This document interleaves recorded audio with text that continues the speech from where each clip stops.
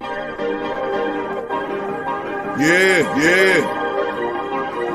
Well, all right. Like you always say, welcome. Number one sports talking. We ain't like the Falcons.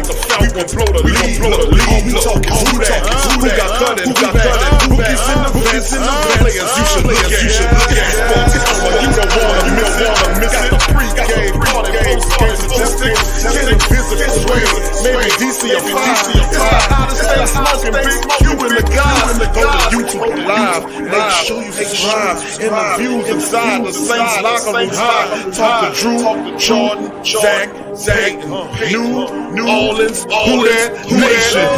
Leave in us if we be throwing and a miracle of rivalry could ever hold us back. No, Beastquake, Bounty Gate, let the truth be told. Coma, all we know is say Super Bowl.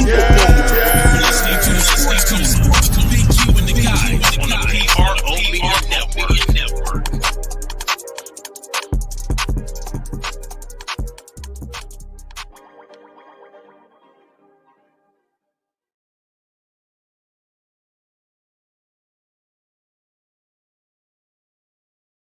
What's going on, family? How y'all doing? Welcome to the TSC Live today. TSC Live coming at you. We're doing a different format today, reworking, reshaping one of my old programs, man. You know, I'm always doing something, moving stuff around, doing it.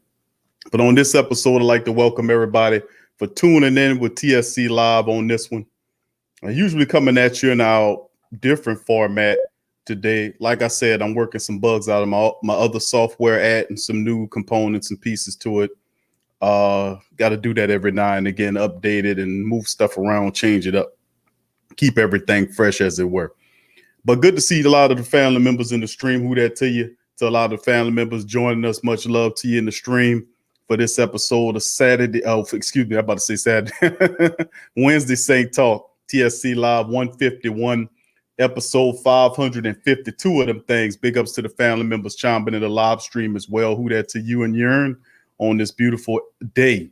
Big ups to you. JT, who that to you, family. God bless you too, family, and your family. Thank you for the sentiment as well. Tori Shepard Sr., who that to you, Tori. Much love to you, JT, as well. Big ups to both of you. Tedra, good to see you in the chat as well. Who that to you, baby. Jason, who that to you as well. Much love to you. Big ups to you, Mr. Jared. Good to see you in the chat as well. Who that to you? And thank you for joining us tonight, or this afternoon rather, on the TSC Live. Who that to you? Jason says, where Reverend Q at? Oh man, Reverend Q chilling, man. He chilling, bro. School, who that to you, fam? Good to see you in the building as well. Good to see the family members on this episode of Wednesday Saint Talk, family. I'm not gonna keep it today. I know this is the middle of the week show. You know, always be mindful of the fact that the family members, most of our family members, do have to work tomorrow. So this is merely meant as a show to kind of basically debrief or brief, or however you want to phrase it, some of the latest news of the day pertaining to the Black and Gold family, and of course. What we're gonna do? I'm gonna start the broadcast off today by playing some Coach Sean Payton. Sport Talk. What up, fam? Good to see you in the live stream. Who that to your family? I'm gonna play some Sean Payton today. Also have several interviews we're gonna play today, and then after that, I'm gonna open up the phone lines for the rest of the show for basically. For the family members to chime in. Elite Goods, who that to you? Good to see you. Joshua Hoover, what up, Joshua? Long time no see in the chat, family. Good to see you back in the stream as well. He said, did Clowney, Matthews, etc. ever get signed? Not at all. Don't count on it. Because the 49ers have jumped into the Jadeveon Clowney news. Just to brief you, who that to you? Nick 504, Tyrone Jones. Welcome to the live stream, family. But that's right. The San Francisco 49ers have jumped into the fray as they're trying to they're inquiring about Jadeveon Clowney. So everybody got his number. Everybody wants to find out about him. But doesn't seem likely after the Saints signed Nigel Bradham, cut the roster down to the mandatory 8. And of course, some guys can get hurt. and ultimately they can bring other guys in. That's what happened every camp. So it's not a foregone conclusion, but everybody's still waiting in the pattern. Everson Griffin's inching ever so close to signing to Green Bay. That's the latest information. Jadeveon Clowney, not so much. So, I mean, that's where we are right now as well. So good to see a lot of family members chiming in. Please hit the like button on today's Wednesday Saint Talk, and we'll get into the conversation.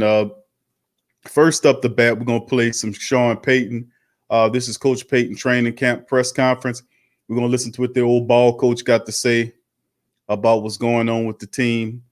In this one, we also we have some Demario Davis. We're going to play him after the fact. He's going to chime in this one and talk some Saints news about the offseason work and stuff like that. We're going to play a little Demario Davis to kind of get everybody on par with what Demario's doing. Also, who that to you? Good to see you, Derek. Who that to you, Derek? Much love to you, fam. But like I said, we'll play some Coach Sean Payton. I'm going to play extended minutes of Coach Payton's interview, followed by Demario Davis. And right after that, we'll get into, I guess you could say, the questions and answering format of the show for the family members. So without further ado, here's Coach Payton. Now, this is his training camp press conference. That's quite recent. This is what the coach think about things coming into it. Here we go. Hear me well? Y'all let me know if you can hear everything. Yeah. Perfect. Hey, Sean, I'll start off. What's the biggest challenge for you and your staff in this new world we're in, trying to get ready for camp? Well, I think the first thing is communicating the schedule properly, and then, the ability to handle some of the distractions and not make it so encompassing or so problematic that it can interfere with what we're trying to do relative to football. And so I think the teams that handle that the best, along with the teams that stay healthy, improve their chances. Sean, until players get on the field, they still pretty much go on the same regimen in terms of working out and staying in shape. And well, the week we're in this week is just strictly COVID testing. Next week, after the physicals are taking place over the weekend, next week we move into an acclimation period where they're lifting weights, they're running, they're meeting, and we'll have a series of walkthroughs. Hey, Sean, how long did it take you to maybe devise the plan for this training camp with no preseason? And is there anything you could have possibly drawn from to kind of map out the next 6 weeks? Well, look, we're still mapping out the next 6 weeks. We're just digesting what we got relative to the management council and the players union. So, you sit back and you wait for that to be ironed out, and they hand out the protocols, and you begin to put your plan in place. Sean, with no preseason games, how do you have to have a different approach as far as evaluating players, especially young players now? How different is that this year? Well, look, the first thing is I would say we're not in training camp, if you will. There's nothing about this that's like training camp. So we're going to approach it differently in that, we're going to have to evaluate which we always do during the practice sessions. We can create environments which are more like a scrimmage environment in our padded practices. So we'll have to do some of that. But this will be entirely different than what a training camp would be like. So I think one of the things is looking at it differently, and we're doing that as we begin to put together our schedule between now and when we open up at home versus Tampa Bay. Is there anything that you're anticipating is going to have to change just in the act of coaching?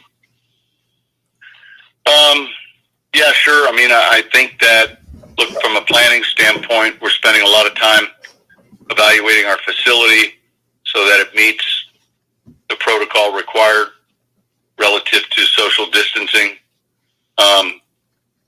And a lot of it is logistics, if you will. So certainly it's different, but you wait and basically you wait to see what it is that's required, put that in place, and then begin to still focus on how do we find the right 53, the right practice squad, and then prepare for your first game, and maybe even more than just your first game. Sean, there's no preseason. Have you thought about what it might be like in that building without fans? That possibility and how big of an impact they've always had in the Superdome with you guys. Yeah, look, you recognize it. You begin to focus on the things you can control, and that's something that is not in my control. And so, we're going to have to play the game, whether or not you have crowd noise, whether or not you have a small amount of fans, no fans. All of those things are controlled by other people, other groups, and we'll focus on the things that we can control. Does the way you guys look at the 53, will that change at all with teams not knowing maybe about like some of the UDFAs that maybe weren't highly coveted? Like if they do well, they won't see them and they won't notice. Does that alter your thinking at all when you're putting the team together? Yeah, I still think that you're still trying to put the right group of players together, and you're still trying to put the right talent together. I don't know that changes. Certainly, the practice squads are larger this year. That's going to be important.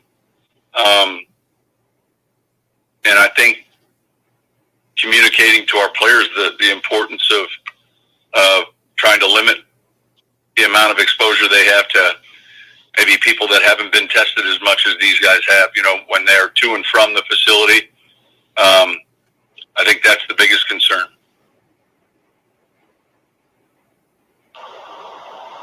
Sean, do you have any idea as to what practice groups might look like how many players you'll have allowed in the building and when you'll maybe cut to 80 instead of bringing in the usual 90? Well, we're not under any timeline right now to move from the 90. There is an 80 cut down date.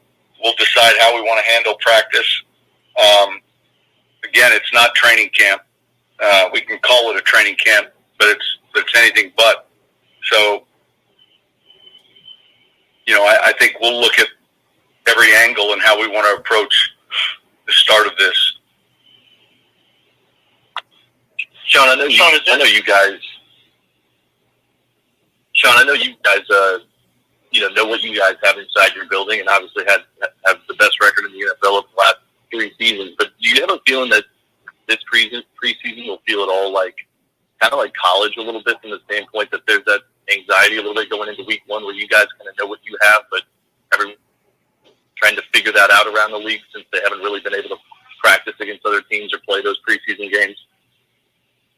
Yeah, look, it'll be different for everyone. And yet, I still think the focus needs to be inward or internal as opposed to the other teams or the external. We'll focus closely on Tampa Bay when the time comes, and in the first quarter of the season, really, when the time comes.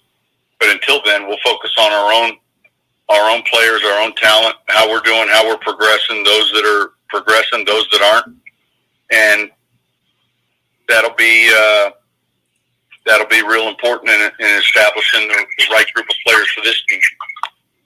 Sean, would you say you're watching what's happening with the Miami Marlins, and are there maybe any lessons that you can use in what's happening in that? Well, look, we're paying attention to all the leagues. I think the NBA's done a fantastic job. I think the NHL has done a fantastic job. I'm not as familiar with what's going on in baseball.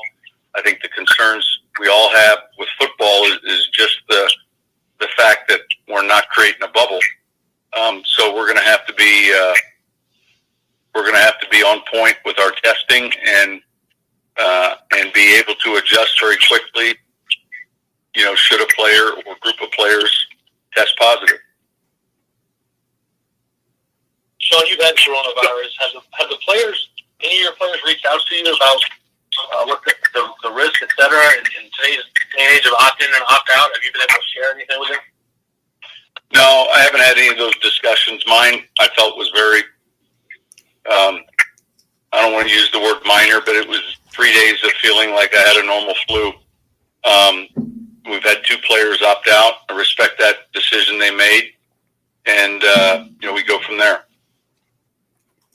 Yes, Coach Payton, y'all chiming in. Good to hear the old ball coach talking stuff. Some of the latest thoughts on the team moving into the training camp. Of course, the family members, of course, heard Coach Payton talk a lot pretty much about the status of the team, what it looks like, made a emphasis pretty much on making sure people understood that this is anything but training camp. It doesn't feel like training camp. And you most certainly, that's an understatement by Coach Payton. But, man, this is the climate that we are going to play football in, and we just have to make sure we take the right stuff to get through it. That's a whole nother discussion. But now let's get into the next interview. I got chimed up. We're going to play a little DeMario Davis here, his thoughts on what's going on with the team. Here's DeMario. DeMario, how do you balance advocacy with preparing for a football season? It seems like you had a really, really busy off season. Yeah. I just always try to use my platform responsibly. I'm a huge believer in whom much is given, much is required. So just understanding that a lot comes with a lot of eyes being on you, having a lot of resources, understanding where I came from, the opportunities I have to be able to give back and help those who don't have the same opportunities or the same access. It's kind of individually my responsibility to make sure that happens. And I just think that's a mindset that we as human beings should have. And so it's a balance in that, just like you have to balance your career with your family, you always have to find ways to balance your time. With COVID-19 happening and us being forced to be indoors and just kind of away from the world and kind of, the world sitting still, there were a lot more opportunities that presented themselves that probably wouldn't have presented themselves had we had a normal schedule. And so I just tried to make the most of that. And, now getting back in, it's another balancing act. It's how do you, football is the main thing. The platform gives me more opportunities. And so how do you transition your mindset to make sure that I'm keeping the main thing, but also not be so closed off that I'm not taking advantage of opportunities to help people. All right, the second question is going to be from Amos Morale. Amos? Hey, DeMario, you mentioned the offseason and kind of your preparation there. I think I saw an interview you did with maybe the NFL's Instagram where you said you moved your trainer in with you to kind of get your work in on the offseason. Is that how you were able to kind of keep going through the pandemic? Yeah, and it's DeMario. It was good. I felt like, how do you navigate training and getting in the best shape with COVID-19? And you can't go to a lot of the gyms were closed down. You couldn't train as normal. We weren't going to be spending as much time around the team. So my wife and I felt it was best if I had the trainers move in with us. And so that way we could limit the amount of contacts that we were having with people on the outside and still be able to train to an optimal level. And it was good. So we got a couple of months out of it where my trainer was living with me and we were able to find ways to take our game to the next level.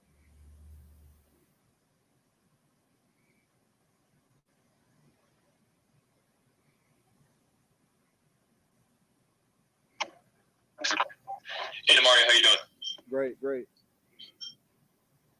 Hey, saw this offseason you landed on the NFL's top 100 list, and your reaction to that was you were happy to be on it. Do you feel like you are kind of starting to get some of the respect league wide that you've kind of deserved. How do you kind of feel about that?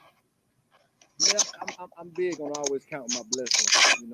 Last year I wasn't on the list, so this year to be on the list is certainly a blessing. So I'm not going to take that for granted in any regards.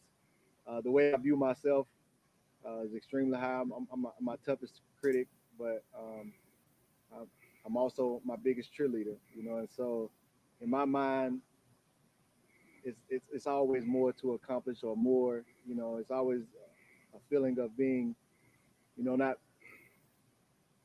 being seen accurately. And so I feel like I should be higher up on the list. But that's just me personally. But at the same time, I use it as motivation, and I'll always be able to find some type of motivation to challenge myself and trigger myself to go to another level. And that's what I do with this. And so it's great to be able to be on the list where I once wasn't. I'm grateful for that. Anything that happens, I'm always gonna give credit to the man I feel like who gave me the ability to do it, the Lord above. But other than that, I'm just gonna find it as ways to challenge myself and not get comfortable. It's like 67 is too low, and so I'm just gonna use that as motivation to prove that you can't find a player like me inside the game. And so it's a constant ability to prove that, and I think me improving that or chasing proving that makes me better for my team. That's the Mario Davis family chiming in. Good to see a lot of the family members in the live stream on this one. As we covering a lot of the news dealing with the Saints today, actually the interviews, not much really to talk about outside of some of the stuff that we showed you pertaining to the interviews. As the testing continues, the Saints ratchet up. They did cut the roster down to 80. Like they intended to do. No more fresh information as far as the roster is concerned. Like I said, right now it's just testing as the guys get acclimated to the, I guess you want to call it the mini bubble that Sean Payton and the administrators have created in New Orleans.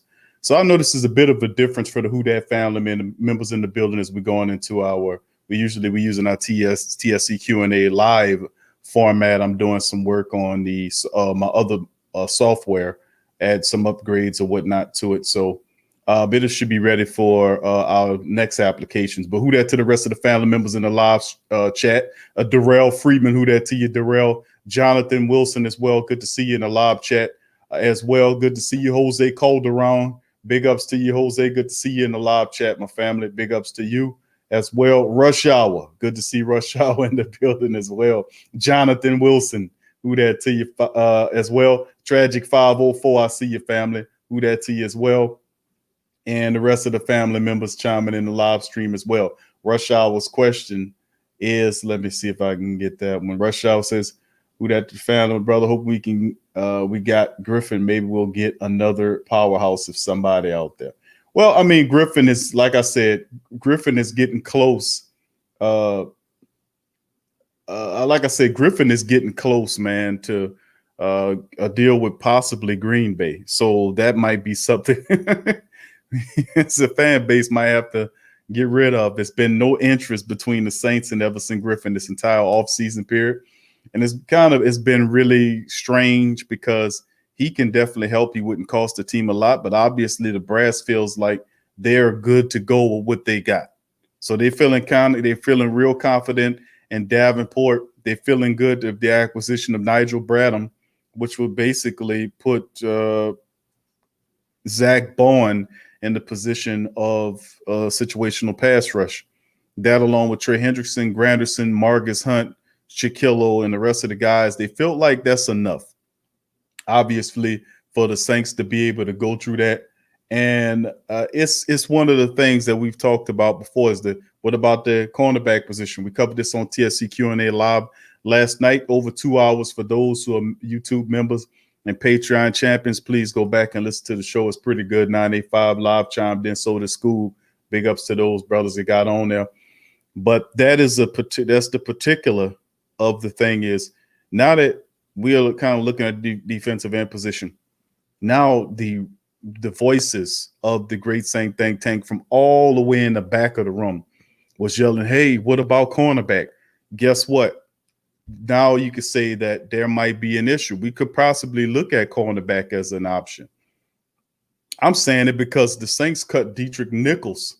And I'm not, and like I told the rest of the family members last night, I'm not too confident with what we have outside of the top three. So, I'm just hoping that all our top three cornerbacks remain healthy for the entire summation of the year. That's all I want to say. That's all I got to do. Anything outside of that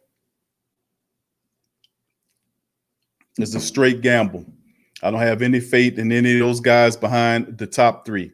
Absolutely not. The young guys might be able to show us something, but Patrick Robinson, PJ Williams, and a god awful Justin Hardy is not cause for celebration if injuries occur at the position. And there are a lot of guys that's the bad news. The good news is that there are a lot of other guys out there that can come in if you need them, if injuries occur during so-called camp or camp or whatever the hell you want to call it, Sean Payton. Sooner or later, we should be able to tell what, if we suffer any injuries. There's plenty of depth out there where the Saints can go on the free agency wire and be able to capture some guys. Who that to the family members chiming in the live stream? Who that to you, Joe Gidry? What up, Joe? Gundam 13. Who that to you, Chris Williams? Who that to you? God bless you too, homie. Big ups to your family. Good to see you in the chat as well. Kid Rascal looked like one of my heavy-handed moderators, Derek.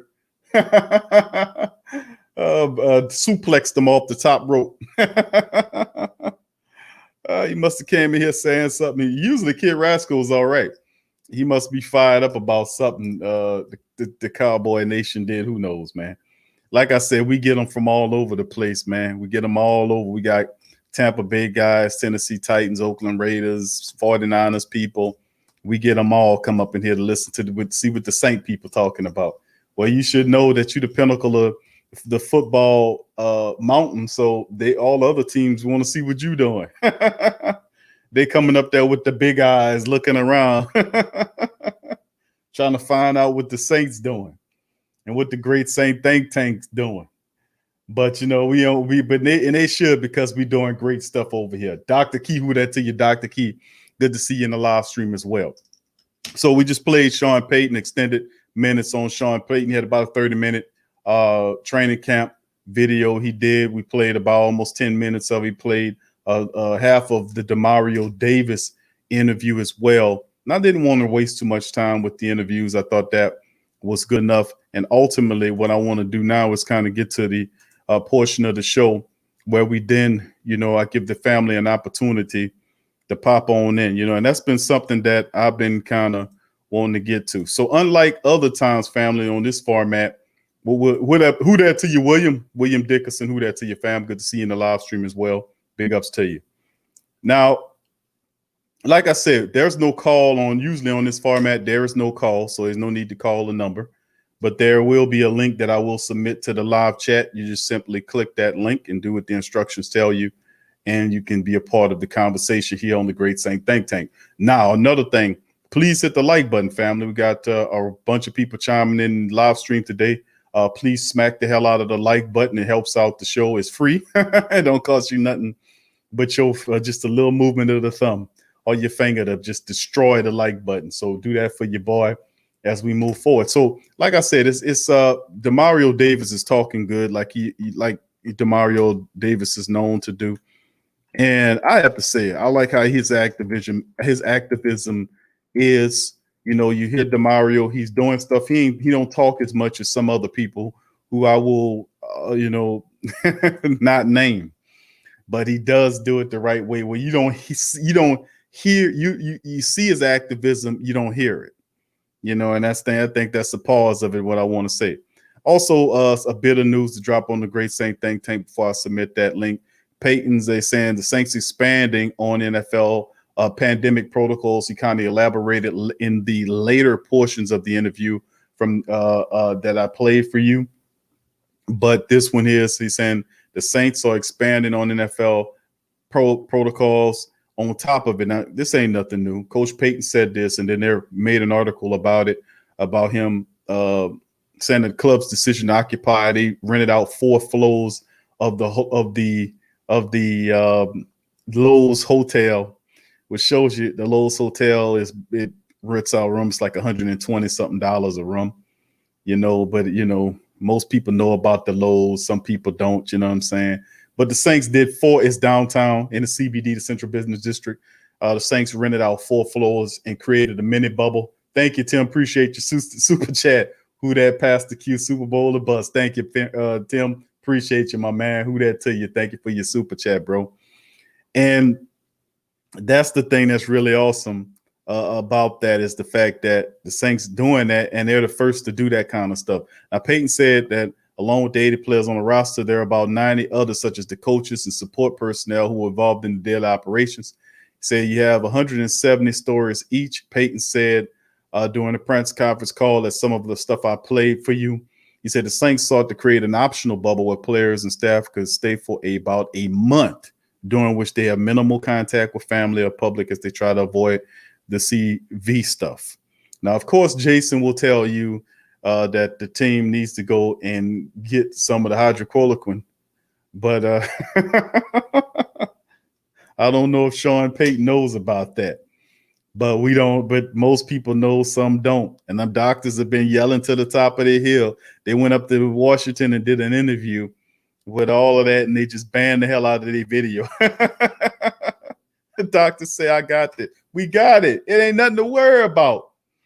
But anyway, let's keep it going. He says, really about trying to reduce the possible exposure, not eliminate Peyton, continue noting that staying in the hotel is optional. And at some point during camp, those staying are bound to visit with family. He says, quote, you're just trying to reduce those numbers. And I think that could just help the team. Peyton said there's currently no plan to keep the hotel space during the regular season, but they beta testing that, Jack. That's beta testing that, Jack. I know you can't see it, Jonathan. I don't have it on screen, family. I'm just reading it to you.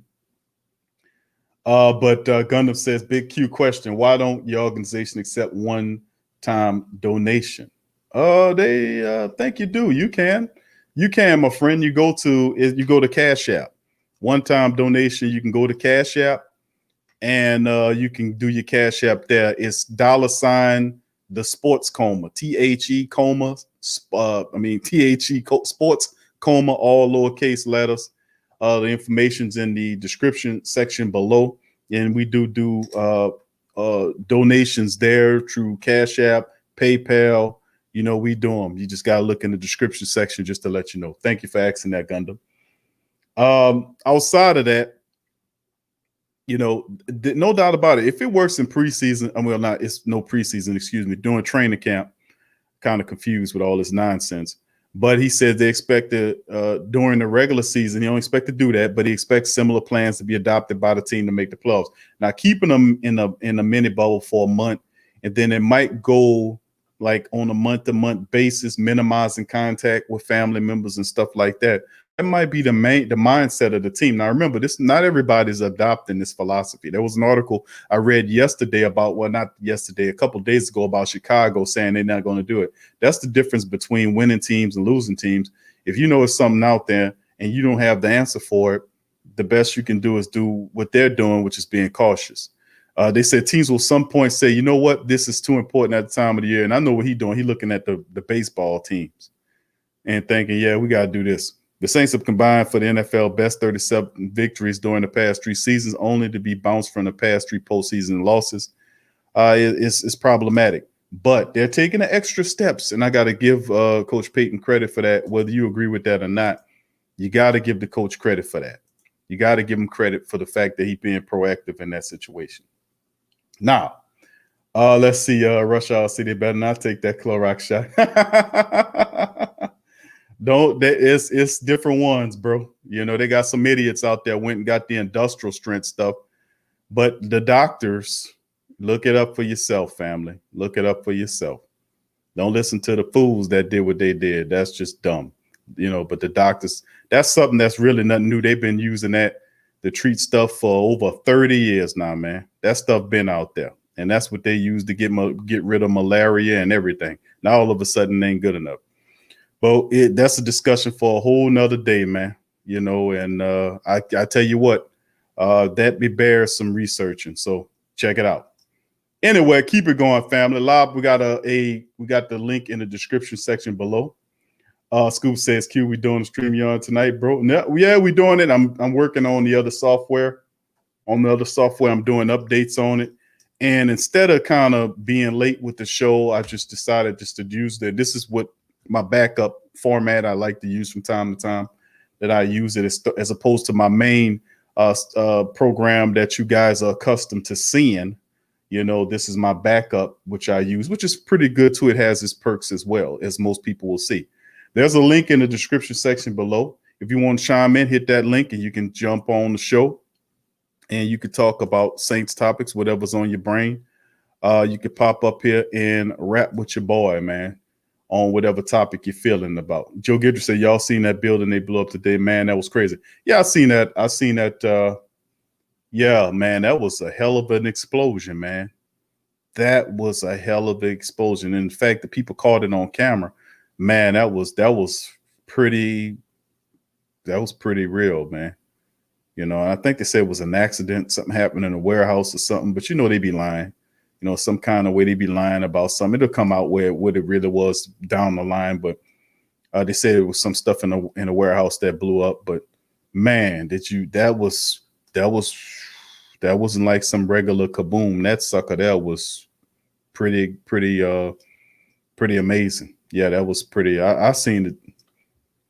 All right, JT said all systems go big. Q, I thank you, bro. Scoop says only asked because Mama said I got a face. I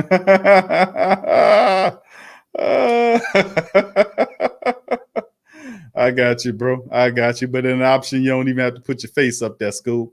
You don't even have to put it up there. But for the family members in the live stream family, we got a link that we're submitting into the chat.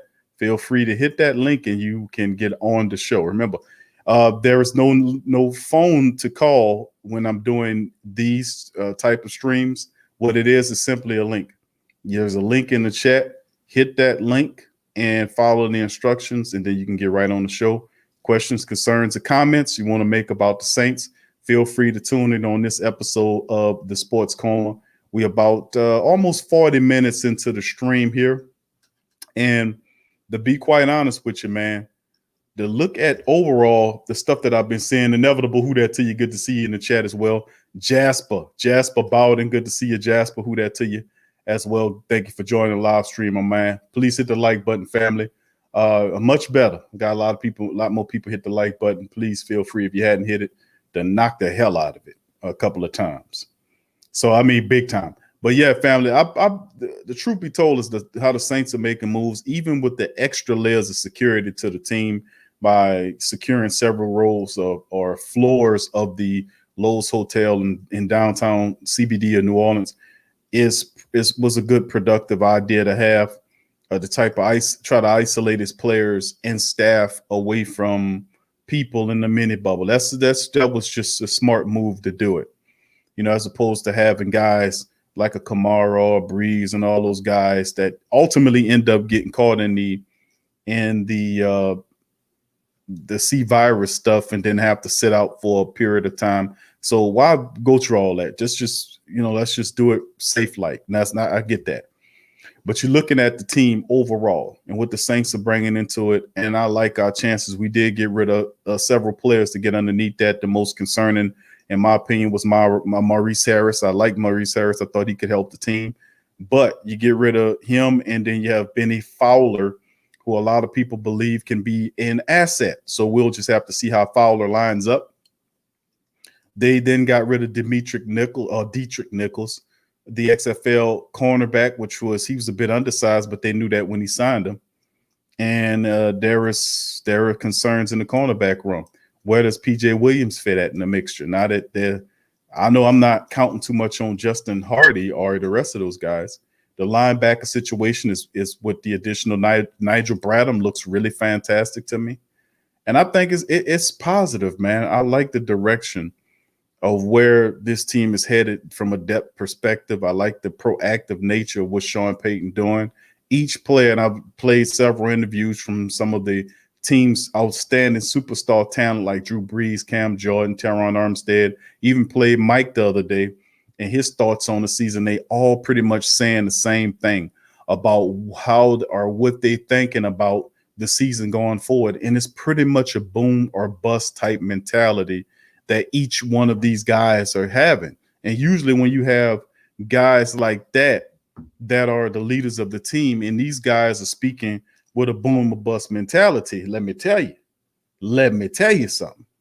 That translates throughout the entire team, and they're the leaders, and then they lead by example. So I love the mentality of the team moving ahead. We just have to deal with it just like all of the rest of the people are dealing as they ratchet it up and get closer and closer to contact drills. And ultimately, we're getting close and close to September when we can actually see what the new NFL stuff looks like. No crowds. Some of the stuff we ain't gonna have crowds. We know the week 2 matchup against the Oakland Raiders. The Las Vegas Raiders will not have a crowd. They've opted not to have any people in the stadium in Las Vegas. So we know that was going to happen. That's not really nothing new, to be honest with you. So some games you're going to see a crowd, some games you're not. And, and like Cam said it best the other day. And even Coach Payton said it today. Y'all heard it today when he says whether they have fans in the stands or not, we got to play. We got to play. And Cam told you what he thought. Cam told you the other day that he says we are approaching this like every game is an away game, even though they draw a boost off the Superdome crowd. From what I'm reading, the Saints are going to have fans in the stands. It's going to be a limited amount of them, but they're going to have fans in the stands. They're not one of these teams that's just going to opt out on fans. They're going to have fans in the stands. And that's just what it is, man. It's just what it is. It's the part about it is I woke up, what was that, Sunday morning. I did some research and I was looking some stuff up. And I was looking up some stuff and I seen this. I went back to 1918 and just Googled pictures of what 1918 looked like. And boy, did it look just like today. I'll tell you not. I'll tell you, it looked just like they're using the same verbiage, the same stuff, except back then they was telling you don't spit, because they was telling you that you are transmitting the whatever it was in 19 the Spanish flu if you spit. So they were telling you don't spit. They had posters up and everything, but they had people walking around with face coverings. They had a picture of a football game. They had the guy, everybody was sitting down with stuff on, face coverings, the same stuff over and over again. That's why I was like, it's weird. I almost feel like you sitting. That's why I keep telling y'all, it's like, feel like we're in a time loop, like things that keep just happen in cycles and happening over and over again, so to speak. And when you go back and look at some of that stuff, like, damn, it's the same thing. It's the same thing. Had a traffic cop in the middle of the street. He was directing traffic. He had his face covering on. They had the rich people walking around. They had a special modified one where it didn't cover their mouth. It just covered, they went down here. It just covered their nose and their mouth. And it's strapped on like, it looked like a falcon's beak or something that the rich folk was wearing. They had the big time stuff. But it's just a part of the game, man. So that's the kind of climate we'll be playing football under here in America and the rest of the world, and we just have to get used to it until things change. But big ups to the family. Another one said I literally check my phone every 15, 20 minutes to see if they signed Clowney. Nope, Clowney not yet, bro. On Clowney, the 49ers, like I just said, they had a discussion with Clowney to see about whether he'd be whether they're interested in him. And could you imagine that? With all that they have over there. Jose says, hey, Big Q, if we don't sign an edge rusher or a D-back, do we still have a chance to win it all with our current roster? No doubt about it. You still can win it all, hands down. Only one thing can stop you. That's the injuries. And might I add, and I was saying this before about why there was an Everson Griffin conversation, was because of the injury situation revolving around Davenport, Trey Hendrickson, and the likes. Can you really rely on Henderson, and the fact that I really didn't want to rely on the rookie? I knew the Saints would pick up some type of guy to help them with the edge rusher, which is Zach Bowen. Now, if Zach Bowen snaps at linebacker, could be severely limited because the Saints have their 3 starting linebackers, barring injury. If Alex Anzalone plays and he stays healthy, DeMario and Nigel Bradham, those guys, all 3 of those guys start in the Saints 4-3 look. Now, The only way a lot of people was pushing Everson Griffin as myself, and the rationale was Davenport has not, for the 2 years that he's been prior, and of course he's been in the league for 3 years now, but those first 2 years he hadn't been able to stay healthy to complete the season. We need what he can bring down not only down the stretch, but into the playoffs. So it's like bad timing, because if you're gonna get hurt early in the year, then come back late in the year. I know you can't control it, but it just happens in reverse. Where he gets hurt, he'll play and then gets hurt, and then he's done for the year. Same with Alex Anzalone. When he was trying to come back, and the Saints said, nah, just stay out of it. Because they almost tried. If y'all remember last year, they were thinking about bringing him back, and they just said, nah, just stay out of it. You know? So that's the problem. The problem with the Saints defense is the injury. Sheldon Rankins, Alex Anzalone, Marcus Davenport, Trey Hendrickson off the backup situation. The linebacker situation when Alex Anzalone's, I guess you could say, insurance is Zach Bowen now, which Bowen can play either linebacker position, whether it's inside or outside, whether it's weak or strong, or middle. That's what Sean Payton said about him. And also Michael Hodges, the linebackers coach, his vision for him is to eventually become a Mike. But he is a guy that they want versatile enough to play all the positions, to know all the positions. And ultimately, they see him as the key component as the future of the Saints linebacker position is Zach Bowen. Now that you see those three top linebackers there, what do the Saints then do with Bowen? Now that Alex Anzalone, he's healthy, Nigel Bradham and Demario Davis, then they situate him. They use him as that pass rusher, much like Wisconsin did last year to much great lengths. But once again, you're relying on a rookie. You're relying on the rookie to do one of the most important things that your team needs, and that's to be a pass rusher. Who that to you, Shedrick? Good to see Shedrick in the chat as well. Madge Prom, who that to you, bro? Who that to you? Good to see you in the chat as well. Who that to your family? Good to see you. Much love to you and Yearn. Gundam says Davenport is a phenomenal talent. If he stays healthy, we win it all. That's what it comes down to. And the Saints talked to Clowney. They were interested in Clowney. Now they're backing off of it. Perhaps it's money. Who knows? It can't be money, because the Saints are the masters of making funny money work. They are the fiat masters when it comes down to cap situation. They can easily pay Jadeveon Clowney the money that he wants in phantom years if they have to do it into 4 years, or get Griffin, whatever. No, they're going to just say, you know what? We're just going to rear back and we're going to stay with what we have. And we're going to just play it like this. And we're going to put our chips to the table with Davenport. And if something happens, then we're going to address it that way. But they have tweener guys that can move in, fit in for them. So if Davenport's not there, you could see the Saints possibly moving a guy like Marcus Hunt, who they have big hopes on, into the fray to see what he can do. Marcus Hunt sliding at the end position. Marcus Hunt playing interiorly. There's Mario Edwards Jr. component who could possibly be in there. There's the Anthony Chiquillo, Zach Bowen deal that the Saints can situate with the pass rush. So there's several different things. Appreciate you, Crash. Thank you for your super chat, family. Appreciate you.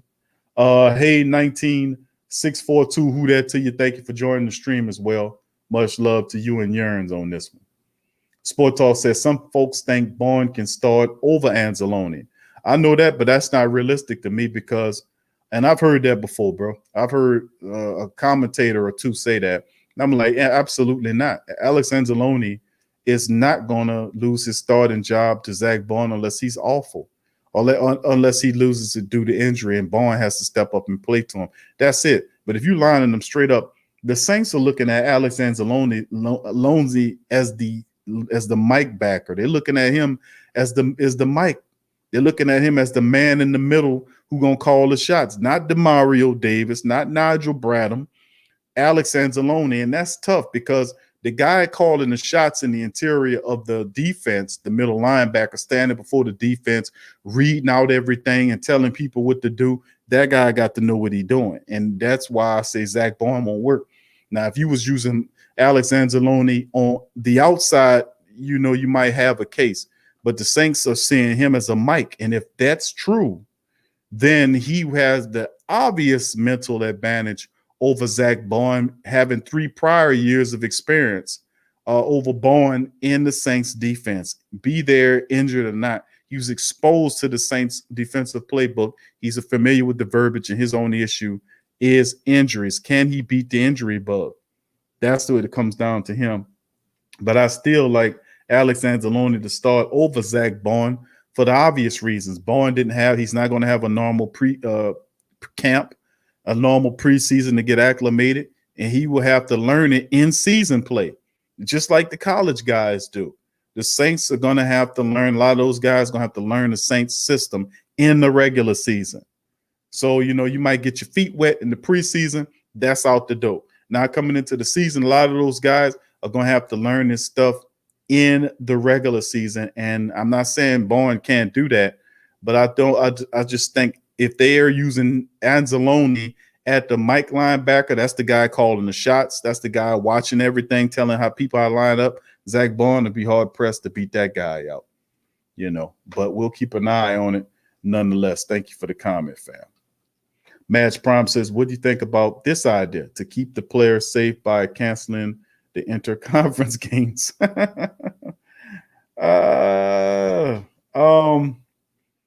Cancel the interconference games and just play. I mean, I see college doing it because it's like each governing body, it's like fractured. You got pieces. That's why it's so much chaos in the college game, especially Division I college. You know what I'm saying? We talking about the big boy colleges. It's just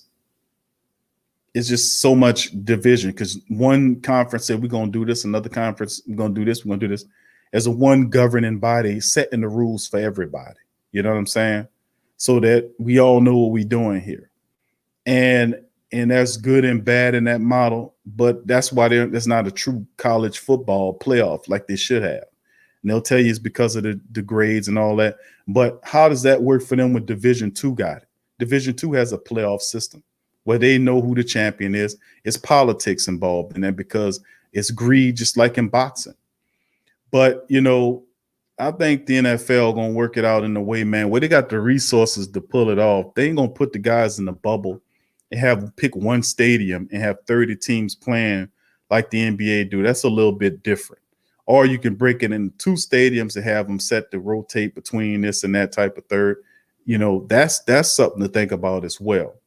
Or breaking into 4 sites. But they ultimately decide to go this route. And I guarantee you that if something occurs where you start seeing outbreaks or whatever you want to call it, then you're going to start seeing them get more and more bubbleized and more isolated minded.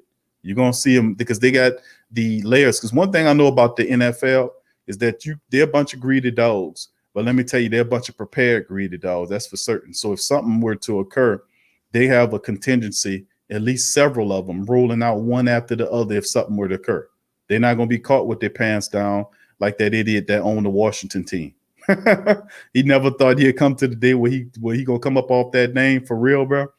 Well, but the NFL, a lot of them the league as a whole is very prepared, and they'll have contingencies in place if something escalates, family. So thank you for that. Caution, who that to you? Good to see you in the chat as well. Who that to you, fam? Scoop says, "Oh, okay, I see you. Thank you, appreciate you, Caution. Appreciate the super chat, my friend. Thank you." And who that to you? Much love to you and Yearn in the chat. Also, like I said, family, any question, concerns, please throw them in the chat. I'll read them out. I'm usually talking, but I like to thank all my people for dropping the super chats in there. I appreciate y'all for doing that. We definitely at the PRO Media Network can make them go a long way. We really do. Once again, thanks. Appreciate you, Tim, for that, man. Who that to you, brother? Appreciate you on that. And like I said, man, we got to be able to keep on pressing, man. We got to keep on pressing and keep doing the stuff that we've been doing and revolutionizing the game and doing it like that. Now, and the 2 biggest question marks we look at overall is, the pass rush and the cornerback room. We had concerns about the linebacker. Bradham kind of answered those. The wide receiver room, we added Benny Fowler to the mixture, and he turns out to be a pretty good guy as well. And we're going to pay attention to those guys to understand what's the next route as far as that. Now, the fullback position, might just be Michael Burton's alone. They got rid of Ricky Ortiz. And I said that. I was like, man, none of these guys are hitting on nothing. They're familiar with Burton because Burton competed with Zach Lyon last year and lost the job. So he has some familiarity with the fullback position. But I'm still saying if Derek Washington has a good sense, he would go to the fullbacks coach, running back coach, tell him I won't play fullback. Because I don't know if the Saints keep full running back. Some people say, yay. I'm not so certain.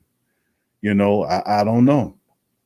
I don't know, family. I'm just going to keep it real with you. But overall, the quarterback position looking terrific. Running back position looking deep. Wide receiver position is looking good with the addition of Fowler and the rest of them. So we doing all right, in my opinion, man. We doing okay. We doing all right. All right, family, we got somebody about to chime in the live stream right here. As soon as he's ready, we'll pop him up here in a second, and we're going to bring him in. Here go Dr. Key on the chair. Welcome to the stream there, Dr. Key. How you doing, sir? Can you hear me, Dr. Well, Key? what's up? Yeah, How you doing, my friend? Can you hear me? Yes, sir, I sure can. I can hear you. Welcome to the show, my friend. Good to see you. Yeah, appreciate it, man. I never, my bad. I was trying to just, come in and, cause I was having trouble on YouTube.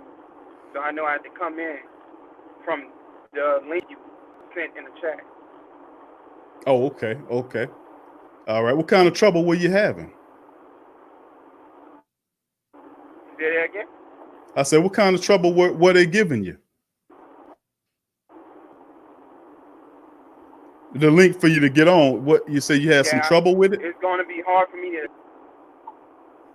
Yeah, on YouTube, but I'm still going to have trouble. I could probably hear you a little bit because I'm heading to the North Shore, so it's going to be hard hearing the bridge. All right. Well, I mean, that's fine. Dr. Key, what's on your mind today, bro? Nothing much, man. I hear you talking about them politics. Me and you the same way. They think it's a conspiracy theory, but I don't think it's a conspiracy theory. It's I know Sean Payton. Talking about Sean Payton, I know he's not that stupid because he showed me he's not stupid. So either he too prideful or the game is, being set up. Like for instance, he gave a 3rd round pick to the Jets for Teddy Bridgewater. Mm-hmm. And then when Drew Brees got injured, he put in Teddy Bridgewater and not Taysom Hill. So I'm like, okay, that's how I know he's not stupid. And they went on a 5-game winning streak because now he have to coach, because Drew Brees not in the game. And of course we went 5-0. It's a mental thing as well. My doctorate, what I'm trying to go in actually is psychology. So it's a mental thing. And remember, Sean Payton was a quarterback as well. So maybe he's living vicariously through Drew Brees. Yep. So when Drew Brees got back, which he shouldn't have came back, he came back too soon. And I feel like it was a little bit of jealousy as well because the fans went to screaming chanting Teddy name instead of Drew. And I know he's a competitor, but it was a little envy as well. So, it went from Drew to Teddy. But anyway, he rushed back in. He should have waited to the bye, I feel. And Sean Payton went back to his original thinking that he could just throw the ball with Drew Brees. And I don't understand it because you got a 40-plus-year-old quarterback. Why would you throw the ball 40 or 50 times? That's stupid. Right. If I was the coach, it would be no more than 35. No more. But Sean Payton, that thinking, is Drew Brees. And remember, like I say, it's a mental thing. So he just assuming since he got Drew Brees in, he don't have to coach anymore. He could just let Drew Brees do what he wants. So I don't like that logic. And as far as running the ball, like you say, I like Everson Griffin because not only he come from Minnesota, and that's where we pick our people from, you know, the NFL. As far as the Right, NFL, we right, always get him from the Vikings, which made me all the way ticked off because he didn't put Latavius Murray and Easton and all the, you know, old Minnesota Vikings in because they had extra motivation playing against their team. He didn't put none of them in. And not only that, he didn't run the ball when they put the defensive ends in the middle. So what I would have did, I would have put a fullback in and ran Latavius Murray right up the middle until they put their defensive ends back out and then start running with Kamara and then throwing the ball. But Sean Payton didn't do that. He kept throwing the ball, and Latavius Murray didn't play at all, if I'm not mistaken. I don't. Did you see him play at all in the playoffs? He played a few snaps in that game. I want to say, bro. Let me make sure on that, but I want to say I remember seeing him scantly in that game. Let me make sure of it. But yeah, you make great points, and I can see why your name is Dr. Key, because you got the key. You know what you're talking about, dealing with talk when you talk about the same. He ain't. Sean Payton is far from a stupid coach, and you hit the nail on the head with that one. And that's the thing that a lot of people have to understand about Coach Payton's game, is that mostly it's stubbornness. A lot of that is the fact that the man is just stubborn as hell, That's what it basically comes down to. And that's the question I was posing to the team before. I mean, to the family, it was, what is Sean Payton over that? He had to beg Drew to come back. Like you said, Drew Brees was supposed to be gone. He had basically retired and was getting ready to live his life. And it wasn't for Coach Payton reaching back to him saying, please come back, please come back, please come back. He eventually came back because of that for one more year. And the matchup last year with him, Latavius Murray, he had 5 carries for 21 yards. He averaged 4.2 yards a carry in that game. So he was given the ball 5 times in the game, not nearly as much. And he even had an 8-yard scamper to help the team. So maybe if they would have fed him a little bit more, they would have got a lot more out of him than what they, than originally. But giving them 5 yards, 17 carries all together, 7 of which these 17 was from Kamara, which was a laughable 21 yards. Yeah, he did have 1 touchdown, but he averaged 3 yards a rush. So 4.2 yards a carry, you know what I'm saying? And then, of course, Taysom Hill was the man. He had 4 carries for 50 yards and 12 and a half on the yard average running the ball. So he was carrying the team, could have won the team by himself. But you make great points about it, Dr. Key. Not reach back and get Everson Griffin, not even show interest in him, despite the fact that you were looking at Jadeveon Clowney, was really hard to imagine that they would not go after him, And then, of course, like you said before, he's not a stupid man. We just have to monitor him with the running situation. And you're right, keeping Drew's attempts down to under 35 would be a smart measurement. It would, of a 41-year-old quarterback. Yeah, I just don't understand some of the stuff he do. That's why I say I know he's not stupid. He gets paid because I don't know anyone that in any sport, if someone have the hot hand and is on fire, you keep playing them.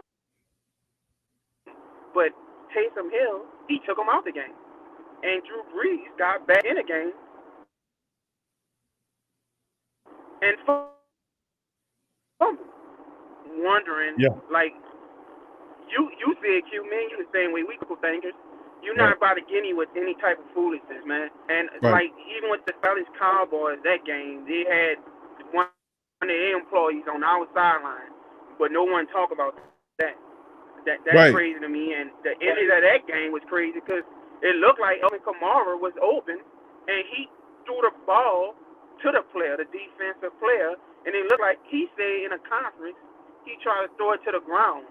Well, usually Drew Brees throw the ball to the line of scrimmage if he trying to throw it on the ground, but this time he threw it past the line of scrimmage and they intercept the ball, and I think they scored, if I'm not mistaken.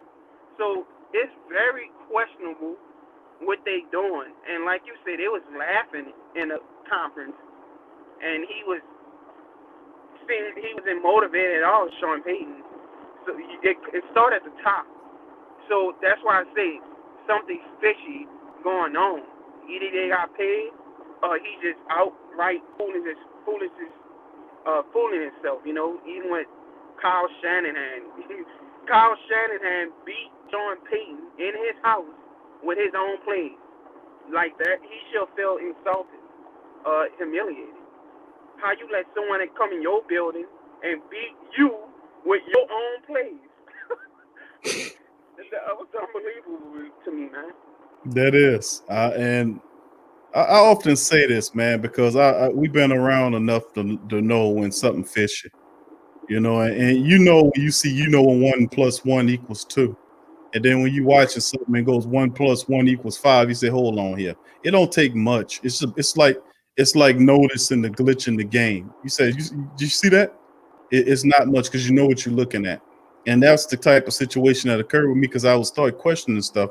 And at least the passion was missing after the game that I would expect a competitive soul like a Drew or Sean Payton to have, which was questionable to me. I questioned that. I was upset by that.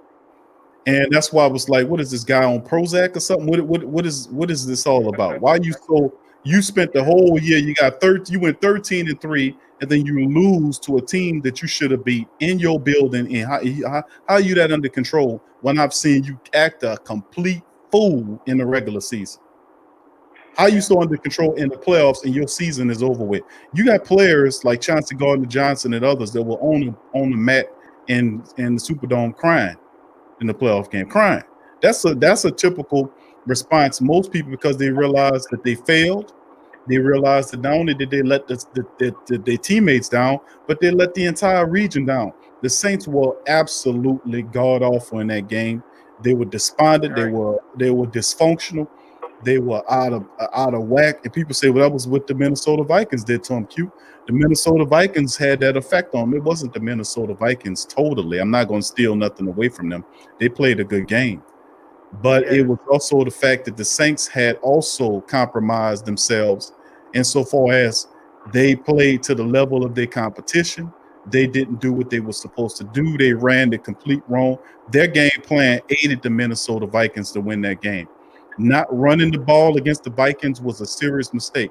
I just read them. They read it 17 times. And Latavius Murray, the power back, he got it 5 times. Taysom Hill had it, 4 times and had 50 yards. Why didn't you keep giving it to him? He was averaging over 10 yards a carry. How did you not go back to him on that? That's what I'm saying. The game plan, and I said this after the fact, and I kept saying it after the fact because I was upset.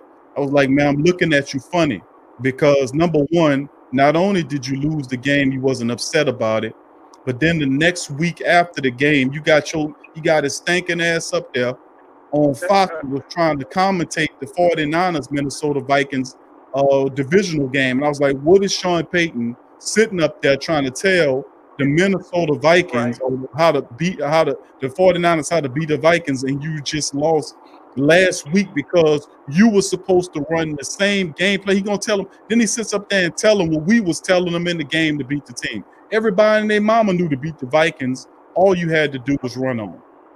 Why were you trying to throw on them? Then you didn't even make any adjustments at halftime.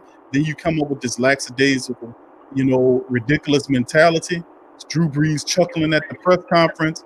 Sean Payton gets a job the next week on the television talking about the team that he just lost to, how the 49ers, how they should beat them. And the 49ers ran their scouting report to the T and just decimated the funky Vikings. So, I mean, it was a lot of cause for concern, no doubt about it, man. And we just have to keep an eye on that type of stuff, man. We really do, man. But it was definitely disheartening, man, to me to watch that. And I'm still kind of sore about it, to be honest with you, because you let us down, man. You was talking all this stuff about this, that, and the third, and you let us down. So we gonna follow. We true fans. We true family. We gonna follow it, bro. We just got to lambaste his ass every chance he get. And if you do it this year, I'm gonna ride hard. I'm turning it up several degrees on him, and I'm riding down hard on him. I don't care who listening, Q, who like it or not. you gotta keep ringing that alarm, brother. Keep I'm ringing that going. I'm alarm. going to do it, Dr. Key. You better believe. Listen, Breeze, Sean Pay, they don't want to see me. They think the butcher, they got mad at the butcher. They gonna really get mad at me because I'm gonna let them have it. And before Yeah. I go, I want to keep going. And because this is my first time, live on here, but I always watch, But you think Kyle Shanahan, Zimmer, coach, the coach for Tennessee, you think he cared that people knew he was running the ball? Did he care? It's no excuse. Right. They don't care. They know. We know they're running the ball. And guess what the 49ers? They used all three running backs, and they all were successful. Yep. Tennessee ran the ball, successful. We know they're a running team. You think that stopped them from running on the Saints when they have a 100-yard rusher in 3 years? No, it doesn't matter. Run the ball. Running the ball controls the game, and it helps the defense to get the rest that they need. You can't keep scoring and scoring and scoring. Then that's why I'm questioning Q. That's why I'm questioning the call. Even in the Rams game, like, he didn't run the ball. He threw the ball, and throwing the ball stops the clock. That's what I don't understand. You could simply you don't even have to do a toss, just a dive or something, and to keep the clock going to force the other team to use a timeout. He didn't do that. He threw the ball to Michael Thomas low and stopped the clock. That's what I'm saying. Is they being paid to do this? Because that's the most stupidest. It don't get no more foolish than that. It's like it's too like obvious to see what they doing. So that's why I'm saying either he's stupid or he getting paid. And I know he's not stupid. So obviously he get paid to lose the game. Him and Drew, they getting the extra money on the side or something. Yeah, it was some. It was truth be told, they had a couple of books that was written on that subject about how the game is manipulated, how the lines are set, and it would definitely enlighten the most curious person that wants to know how the construct actually works. And like I've been saying it for a long time, and Jim Kev, I don't know if Jim Kev in the building, but I always bring up the term "nation of suckers," man. You know what I'm saying? Because we're not foolish people on any stretch of imagination. And I constantly bring that up in the business and the business of it because I'm not afraid to talk about the business aspect of any business, any avenue or aspect of football, period. But they have a lot of great literature that talks to the meat and potatoes of how the system actually operate. Like I said, how the lines are set and how things are manipulated and controlled. But it used to be the players and the coaches at a degree, and then it lessened off from that, and then it became a lot of it's tied to the referees. But but a lot of people would say it's a combination of both. But the Saints have been beating the referees because a lot of those games the Saints were supposed to lose. They weren't supposed to win a lot of those games. And the Saints are beating these teams by playing above the referee's influence. And we just have to keep going. Like we talked about the Saints and the Rams game 2 years ago when Tommy Lee got ran over by Roby Coleman. And they didn't even attempt to make a call on the game because you wasn't meant to win that game. Even last year's game that came down to the end, the Saints actually had another chance to do something against the Minnesota Vikings last year in the Dome when the tight end pushed PJ Williams, pushed him, and it was a touchdown. And they asked the referees, who every touchdown is reviewable, no ifs, ands, or buts. The referees chose not to even look at it. That should have been a big red flag to people. That how did you then decide in a playoff game when elimination is on the line, you're not going to look at a controversial last second touchdown that decided the game? Where did the rule come from where you can opt out of that? They did not explain that. They did not even say the rule existed. So when stuff like that occurs, they expect you to be one of these people that just buy the narrative of what the guy that they have to stand up there and explain to you what the rules mean. I don't need that guy to stand up there and tell me what the rule is for this. I already know that every touchdown is reviewable. It don't make any difference. And you cannot opt out of reviewing touchdowns, especially if it's a playoff touchdown that's deciding the game. You can't opt out of that. But they did. Yeah, right. And people say, oh, well, Q, come on now. Come on. And I give you all this evidence. And some people just turn their head, man, because some people like living in Alice in Wonderland, bro. Some people get mad. Right. Some people get mad at you when you start shaking a bubble loose, bro. They don't want that. A lot of people get comfortable in their bubble and they don't want to be messed with. And that's fine if you that type of dude or you that type of lady. That's perfectly fine. You know what I'm saying? But they got a lot of people around you that don't want to be like that. They want to know. Well, I'm definitely like that. Oh, well, last point, Q. I'm gonna let know someone probably in the chat, and you'll have to tell me how to. I don't know how to stay on and just listen. You'll have to tell me that when I give you my last point. Mark my words, because remember, St. Louis Rams can't beat the Saints, but Los Angeles Rams beat the Saints. Oakland Raiders not better than the Saints, but Las Vegas Raiders better than the Saints. Mark my words, they're gonna make the playoffs this year or next year, or they're gonna be in a Super Bowl the same way Los Angeles was, because Jared Goff is really not good. He's probably average. He's really not good, but they beat the Saints. Los Angeles Rams can beat the Saints, but not St. Louis. Oakland Raiders not better than the Saints, but Las Vegas Raiders better than the Saints. Yeah, with the referee help and the fact they got a brand new building, they got to make it competitive. And that's the type of politics what we talk about in sports that you got to point out when they show up. You can't be one of them people that stay quiet on that. When that happens, you got to put that out there and expose it, because then when they see it, they'll pull it back and retract it. They do it because they don't think you're paying attention to it. They think you're just a mindless drone watching football or what have you. But we much more than that, and it's to their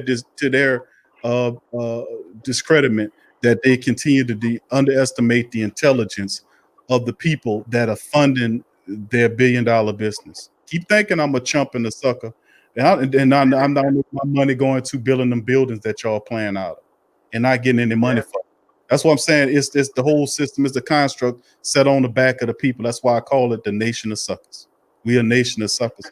Everything out there, you're supposed to be getting a cut of it. Everything out there, don't move. It don't move. That's why they're in a rush to get people back to work, because if you're not moving and shaking, the country not moving and shaking, baby. Ain't no money being made. They can't spend that money, baby. And them politicians ain't spending their money, baby. They spending your money, baby. And they do the same thing in the sports arena. The governor of the state of Louisiana come down to meet with the Bensons and give them a new contract for the dome and a lease for the next 20 years in the state of Louisiana. But when Tom Benson passes away and his family members fall out, his wife and his daughters and his family fall out, they won't break open the books to make sure the money's evenly distributed. Then a payoff occurs, because they don't want you to see the agreements that the Saints and the state signed to make sure they get all the significant tax breaks, that they get all of the non-payment, that they get the free rent from the dome, the free rent from the arena, the fact that you pay for the lights, the fact that you pay for the water, the fact that you're going to pay for everything. You pay for the parking. You shouldn't have to pay for parking when you would go to the game. You paid that structure been built for over 20 years. Why you paying to park there? Well, that's to pay the people to help park. Man, come on, man, cut that out. You charge me 3 times on imported goods, and I'm supposed to be happy with it. But anyway, I ain't gonna get all into it, because I could really write a book on it, bro, and cover a multitude of topics. But as a whole, man, we gotta start looking at everybody, because it's gonna take everybody together to shake this juggernaut around my neck. I keep saying that. It's around we got to work together as a collective people to shake that juggernaut, because they do a hell of a job dividing, separating the people, and that's how they do it, baby. That's how they get us every time. But thank you, Dr. Key. I appreciate you for chiming in the show, my family. Appreciate you for calling, bro. And no doubt about it, Dr. Key, you got the prescription for the Saints' affliction. No doubt about it. You called it on here. So you be safe on the road, my brother, and thank you. Who that to you? All right, who that? Just hit me off. I don't know how to do it. I got you, brother. Appreciate you. That's Dr. Key, man. Dr. Key chiming in. We appreciate him for coming in and chiming in the stream. And you know how I feel, family. Don't get me started, man. I start talking and then I can't stop.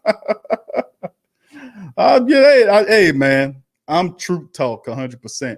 I talk to Saints, and I'm gonna talk Saints. I ain't gonna put no sugar on it. I'm gonna tell you the truth. If you don't believe me, go look it up for yourself and see what. Prove me wrong. Prove me. Say, Q, you lying, man. The Saints love us, man. No, man, it's not. It's a relationship, and they're here because of the love of the city and the respect of the city and what we did, you know. And truth be told, that's why I always tell the family members too that the players need to be in awe of you because of who you are and your support. You know, the smart man, because most of these guys are delusional. I'm just gonna keep it real with you. Y'all know some of these guys, they're delusional. A lot of them are good dudes and good people, but they get caught up. It's like a mini Hollywood world when people who, you know, see them and run up to them like, you know, they Jesus somebody, you know, but it's not about that, man. The ones that's grounded know that the people make you who you are. If it wasn't the fact that the people invest so much power in you, then you would not be having that money. If the people didn't invest that in you, without the people, you are nothing. Y'all, and I'm talking to all the players out there, get that in your goddamn head. If you think you're a superstar and you think you're above people, you're the wrong person to be on anybody's team, because the smart ones know that it's the people that make you who you are. It's the people that support you and pay your money. The Saints are not paying you. We paying you. We are paying you. If it wasn't for our support, they would be bankrupt. That's the bottom line. We keeps it real. So the mentality of the people should be that they respect the hell out of people and willing to do everything. So if the people invest in you and make you rich, you then turn around and invest back into the people. You invest back into your people, whether it's time or charitable work, like many of them do. I applaud that. Before you other people out there ego tripping, man, you better get your ass up out of that bubble. Ain't no time for that. You better work with your neighborhoods and where you come from and do good and positive works, or trust me, that karma, you're going to pay for it. That's why a lot of them players do that charitable work. They know what karma is, man. Trust and believe. Now, you don't have most angels. You know, some people that got some stuff that's really positive. They came through some stuff. And I'm going to tell you a secret. They wasn't always positive. They came through some stuff, and they was probably some of the most terrible people that you can ever possibly could know 5 or 10, 15 plus odd years ago. They learned their ways, baby, and they changed. And that's like if you read the scriptures, they talk about Abraham. You know what Abraham did before he made it to the Most High? You know what I'm saying? Then they realized some of the Most High's best servants were what they would call terrible sinners, you know, all except for one exception, but the majority of them did. And also, you know, they got ministers and reverends in the building. They can acquiesce to that. And if I'm not telling the truth, they'll let me know. But they know I'm on point with it. Thank you. Appreciate you, Dr. Key, once again for chiming in the chat as well. Let's read some comments here, family, from the chat. Madge Prime, who that to you, says, I strongly feel that Winston is the future and will play after the bye at some point, because people don't realize that when Teddy played 4 games, it gave Drew's arm a rest. That's true. And remember, Drew was still suffering from that thumb injury as well. And I think that Drew should have sat all the way until the Atlanta game. And the Saints would have beat the Falcons if Drew Brees would have set his ass down for that Atlanta game, because he would have came back and would not have want to come back on a loss. You know, so had Sean Payton said, no, Drew, we're going to hold you down, and then let a pissed off Drew Brees play against Atlanta last year, the Saints would have came away with a win. No doubt about it.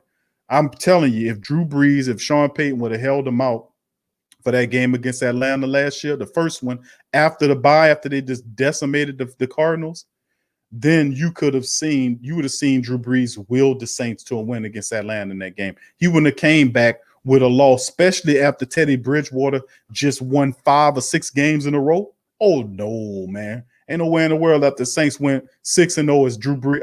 5-0 or 6-0 if Teddy Bridgewater had played and went 6-0. But he would have came back after the fact, and Drew Brees, the first game back, Drew against Atlanta, would have been a loss. Absolutely not.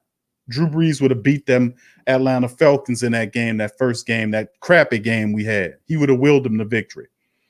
But yeah, Winston's future, we talked about this before, and I keep telling people, sometimes you got to look at the context clues. Some of us are really good at reading between the lines. Some of us are not. And that's turning out to be a skill or a gift, however you want to look at it. But the ability to see the tea leaves or see in between how things operate, you can find a lot of buried treasure there. I do that often. You're right on Jameis Winston's. The key is why would Sean Payton bring in a 26-year-old veteran in the prime of his career with 5 years of NFL experience at a high level, a national championship prior to that, first overall pick, can make all the throws. He just has a difficulty seeing certain things. He had LASIK surgery. He's a lot more mature, and now he's facing the point where people is about to look at him as a bust, and he feels like, man, I got to get it right. So you got a part of it is desperation. The fact that Teddy Bridgewater pointed him over here, the point in the back of his head that he got a sucker deal for 1.1 when he should have got a $3 or $4 million deal to be a quarterback here.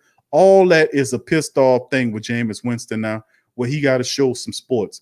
And that's a dangerous quarterback to have here against Taysom Hill because he has all the experience in the world. I put it to you like this. If Drew Brees, something happened to Drew in this upcoming season, most high forbid, something happens to Drew, who do you think Sean Payton's going to put in there? He's going to put in Jameis Winston. He's not paying Taysom Hill $16 million to be a quarterback. I've been telling y'all that. He told him last year that he was Steve Young, and he turned around and ended up playing Teddy Bridgewater in the system. So, no. And then, of course, he set Taysom Hill down because he didn't want to, if something happened to Teddy, did he want to go to Taysom because he had no quarterback? Taysom Hill, you'll see his snappage diminish a bit as well, and doing that as well, like it was last year. But perhaps not, depending on touchdowns, Tommy Stevens. Maybe they can get him in there too, because if you're going to use Taysom Hill the way you're going to use Taysom Hill, you're going to need 4 quarterbacks on the roster. If something happened to Drew, you got 3 quarterbacks. So think about that too. Sean Payton said, man, in order to get full exposure from Drew Brees, from Taysom Hill, perhaps I need another reserve quarterback who can play positions, because I can't justify having a 4th-string quarterback on the team just sitting up there chilling. And then people ask, Coach, why you got a 4th-string quarterback? Just in case somebody get hurt, and I won't max out Taysom. Now you got a guy that can be able to catch touchdown. See what I'm saying here? That that's going to play a part of it, because Sean Payton going to make sure that kid knows enough of the offense to be able to play wide receiver, to play tight end. He's going to mix in with the Taysom Hill, and don't you think for a second that Taysom not going to take Tommy Stevens under his wing and teach him the position, because Sean's going to say, Taysom, this is Taysom, this is Tommy, this is Taysom.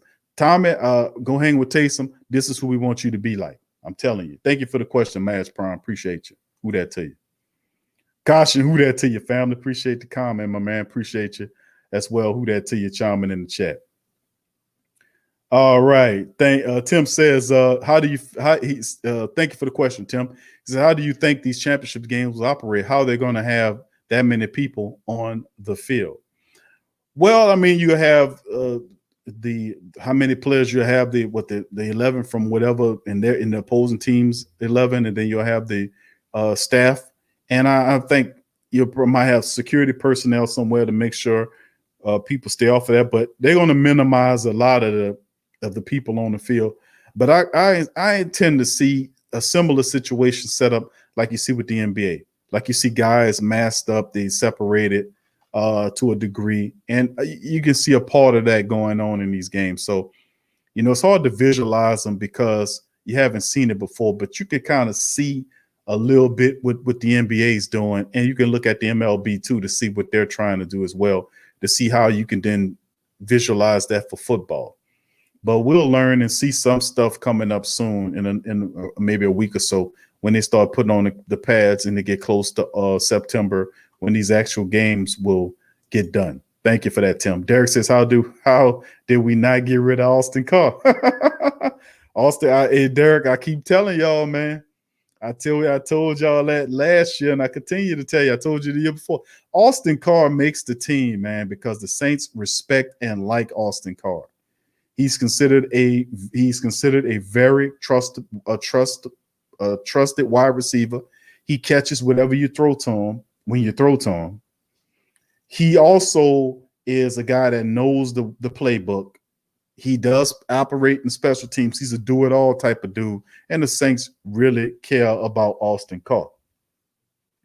And I said, Sean Payton, don't never underestimate that love that they have for Austin Carr.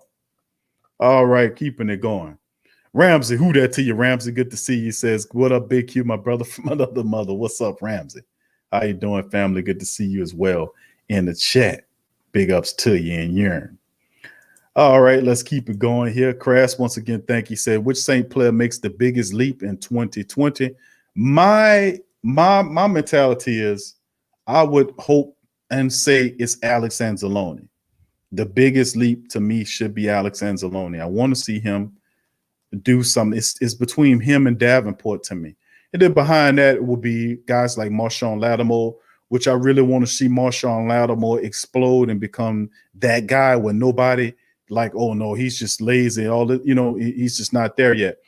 I want to see Marshawn Lattimore. So if we talk about Alex Anzalone, we'll talk about Davenport staying healthy, because I really want to see a giant leap from Davenport and Marcus Williams and Marshawn Lattimore and Alex Anzalone. Those four guys, if they have a sensational leap for the Saints, then you're looking at a really fire defense going on.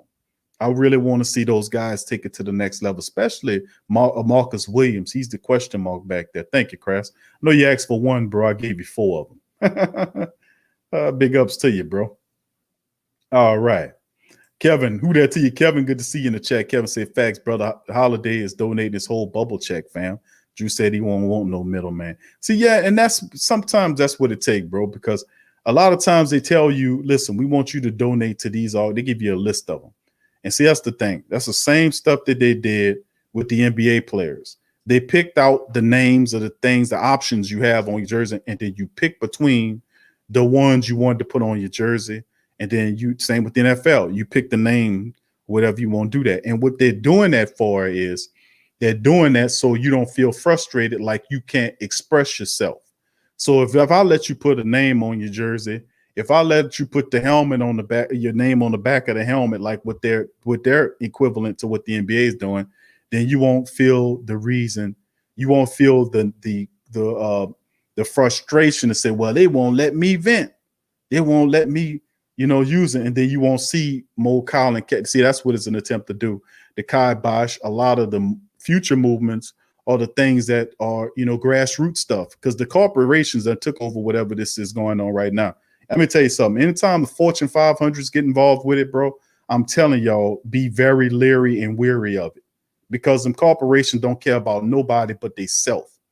They really don't. They're the same type of people that will pass stuff and say no polluting, and then they're the main ones that's polluting. They'll say no, they'll sign up for the non-pollution bills and be the top polluters on there, and then they'll say, well, we got to force it to people to make sure the people don't pollute no more. What are you talking about, fool? I don't own that power plant. Let me tell you where we from down here. They call it Cancer Alley, from New Orleans to Baton Rouge, and the family members know amen me in the check if you guys live between Baton Rouge and New Orleans. It's called Cancer Alley along the river that runs from New Orleans to Baton Rouge. It's called Cancer Alley. Why? Because there's several dozen plants that line along the river. And the EPA statistics says that there is cancer all along in there. What's the correlation? Huh? Come on, man. But those are the guys you look up on the polluters, are the top polluters. Cut that out, man. You ain't dealing with no sucker and no chump. You gonna pass it on to the people, say y'all get electric cars. Are you kidding me? The people over there destroying, and you're gonna point at me and say, hey, you need to be buying smaller places to live. You need to do that. But why you not telling that man over there to do that, bro? Because he's exempt from it. That's for your ass. Because we refuse to use this up in here. That's why they run us like that. I'm gonna get up off it. I'm gonna get up off the soapbox. Don't worry. I'm gonna keep talking my Saints. Thank you for that, Kevin. Big ups to you. All right, Tori says I'll be part of the 40 club myself, fella. 43. Don't be too upset there, Tori. I'm sitting up there with you, brother. I'm sitting up there with you. I ain't got too much there, great brother. It's all right. It's a sign of wisdom there, brother. Dr. Key, appreciate you once again for chiming in there, my man. Appreciate you. All right, let's keep it going. Scoop said, Q, I'm glad Drew came back when he did. It was my first time in NOLA and my first game. I didn't want to see no damn Teddy. My way would have had you looking at Teddy. Huh, Scoop? I got you, bro. Thanks. All right, thank you for the comment, bro. All right, GM Kev in the bill. What's up, GM Kev? Good to see you, fam. I just asked about you, bro. He said the Saints may go get Trevor Lawrence next year. Don't count on it, bro. Don't count on it unless the Saints stink this year. They won't be in position to get that guy, man. They won't be in position to get him. And you know, and like I've said, I'll keep saying this: the Saints don't want no rookie quarterbacks, man. This team built to win right now. And Sean Payton gonna have 3 years left on his contract. You think he gonna spend the last 3 years trying to get a rookie to understand what he's doing? Oh no, man. No. Taysom Hill, they consider him young in the head, but Taysom's over 30. Taysom he's a 30-year-old. He ain't no young he ain't in his 20s. He's in his 30s now. And Taysom is the dude that they trust because he knows so much of the offense from different position perspectives. But that's why Jameis Winston is key. And that's why so many other quarterbacks that's floating around there. Aaron Rodgers, you never know. Matt Stafford, Derek Carr. These are guys that are veterans. And I just don't see the Sean Payton. That's not saying they can't do that, but the recent trends say that they're going to go with a guy that's been there. All right. Thank you for that. Kevin says, in order for Winston to stay, the money got to be righteous or he will be out the door. Oh, it definitely be righteous. Jameis Winston ain't going to pass that up. All right. Scoop says, Kevin, he could take a Teddy team-friendly approach. He did it this year, 1.1, and then fired his agent a month after he signed the contract. Really smart, Jameis. Who that to you, Pat? Pat Washington Jr., who that to you, brother? Good to see you in the chat, my man. Thank you for tuning in today. Appreciate you, Pat. Dada said, I disagree. I believe Winston will not break no bank. I agree with you. I don't think he's going to break the bank. He can't break the bank. He ain't going to be nothing but a backup quarterback. And then next year come along, he going to get what he was supposed to get this year, probably 3 or 4 million. That ain't nothing for the Saints to do, you know. Scoop said, Pat, I'm glad you're getting used to hanging out with Big Q and the guys. Thank you there. Crash says, Q, which players hold the biggest key to the Saints having a successful season? I have to go back to the original 4 I called the big 4 on defense. Obviously, you know, you think about Drew Brees staying healthy and orchestrating that offense, but then you look, my thing is the injury guys, the bug boys, as I call them, the injury bug boys can't have the injury bug. We need Sheldon Rankins on deck. We need Davenport on deck, especially Davenport. We kind of with Nigel Bradham kind of softens the Alex Anzalone thing, but Anzalone knows the offense like the defense like Demario Davis does. So I won't see Alex Anzalone out there. I won't see Marshawn and a Jackrabbit take it up like this, and especially the biggest players, Marcus Williams on the back end of that defense. He has to learn whatever Malcolm Jenkins is going to teach him on the field, and he has to put it into purposeful use in a way that he hadn't done in these last 3 years. There is no excuse. He has to reach that accelerated position. The PFF soft boys talking about he's the best safety in the NFL. Are you kidding? But that's their opinion, you know. All right. Tori says, yes, indeed. All right. Kevin says, Austin Carr on the team. Yes, right. I told you. Y'all gonna listen to me one day. All right. Let's see. Scoop says Sean likes light-skinned players. Don't make DC chime in now. Don't make DC chime in, bro. You know how DC go, bro. Don't let him chime in on that. You know, please don't let him chime. He won't be able to get him to stop. All right. Appreciate you, fellas. Thank you for that. All right. Okay. That's all right. No, I got you, Crass. I got you. I got to your thing. It's all right, bro. I don't have no problem answering it. Sufian, who that to you, Sufian? Good to see your family. Chiming in from Paris, France. Good to see you in the live chat, my friend. Thank you for joining us. Kevin says you're part of the 400 club too, right? 40 club too, right? Derek says you didn't even know Carl was still on the team. That's how productive he Sean Payton knows, though, bro. GM Kev said, I think we can all go and check from the Saints because Austin Carr hasn't done anything. Sean Payton don't think he done a lot. He done enough to stay on his team. He done more than Maurice Harris, Michael Lee Lewis, and Krishan Hogan, right? 3 wide receivers now that were put on the street to make the 80-man roster, correct? 3 of them, Maurice Harris, Tommy Lee Lewis, and Krishan Hogan, all placed on the street. Austin Carr still in the team, fam. It's just what it is. I'm telling you. It is what it is. It is what it is. All right, let's keep it going. 985 live. What's happening, baby? 985 back in the building. What's happening, fam? Joe Gidger, what up, Joe? He says Jenkins is going to lead them boys in the right direction. I got you, Joe. I agree with you, bro. I definitely think so, my man. I'm with you on that. Tori says, hey, man, Q, I work in the plant. Okay. See, Tori, no, ask him. Go by Kansas Alley, man. From New Orleans to Baton Rouge, and that's not a small stretch by any stretch of the imagination. They've been calling that for years. And the commonalities on both sides of the river, there are plants lined from here all the way to Baton Rouge and beyond, baby. But it's the rate there was so frequent of the community situated around that area that they gave it the name Cancer Alley. They gave it to them. But all that time, you did all those studies. And then on top of that, what are they doing to fix it? Not a goddamn thing. Matter of fact, some time ago, they had General Honore, who was famous during Katrina, is telling those troopers to put your goddamn guns down. What you aiming? He had the guns pointed at people. He was out there. Y'all know who I'm talking about. If you don't, just Google him, General Honore. He was got a lot of positive press for that. And he was a part of a lawsuit several years ago that was suing those same chemical companies for the power, for the water, not the water lines. Let me get this right with y'all, because see, I was on top of this. He was a part of a lawsuit with him and several other people, a bunch of people that was suing the power plants as a power, not saying power plants, but the chemical plants, and because there's a combination of chemical plants and other stuff going on there, but most of the chemical plants for the pollution that was going on in between that area. Now, what he was doing was he was suing them because of the wetlands, because they got this big dumbass myth, and y'all heard it all before, that somebody came up with that nobody challenges it, that every 30 minutes, every minute you lose a football field full of wasteland. You ever heard that one before? And nobody says, nobody didn't even say, man, how is that possible? We don't have no damn land. Every minute, every 60 seconds, you're losing 100 yards of football field size of land because of coastal erosion. But what they don't tell you is the fact that those wastelands where all of the plants and the trees are dying have old chemical lines that were put there over 30 years ago that's deteriorating.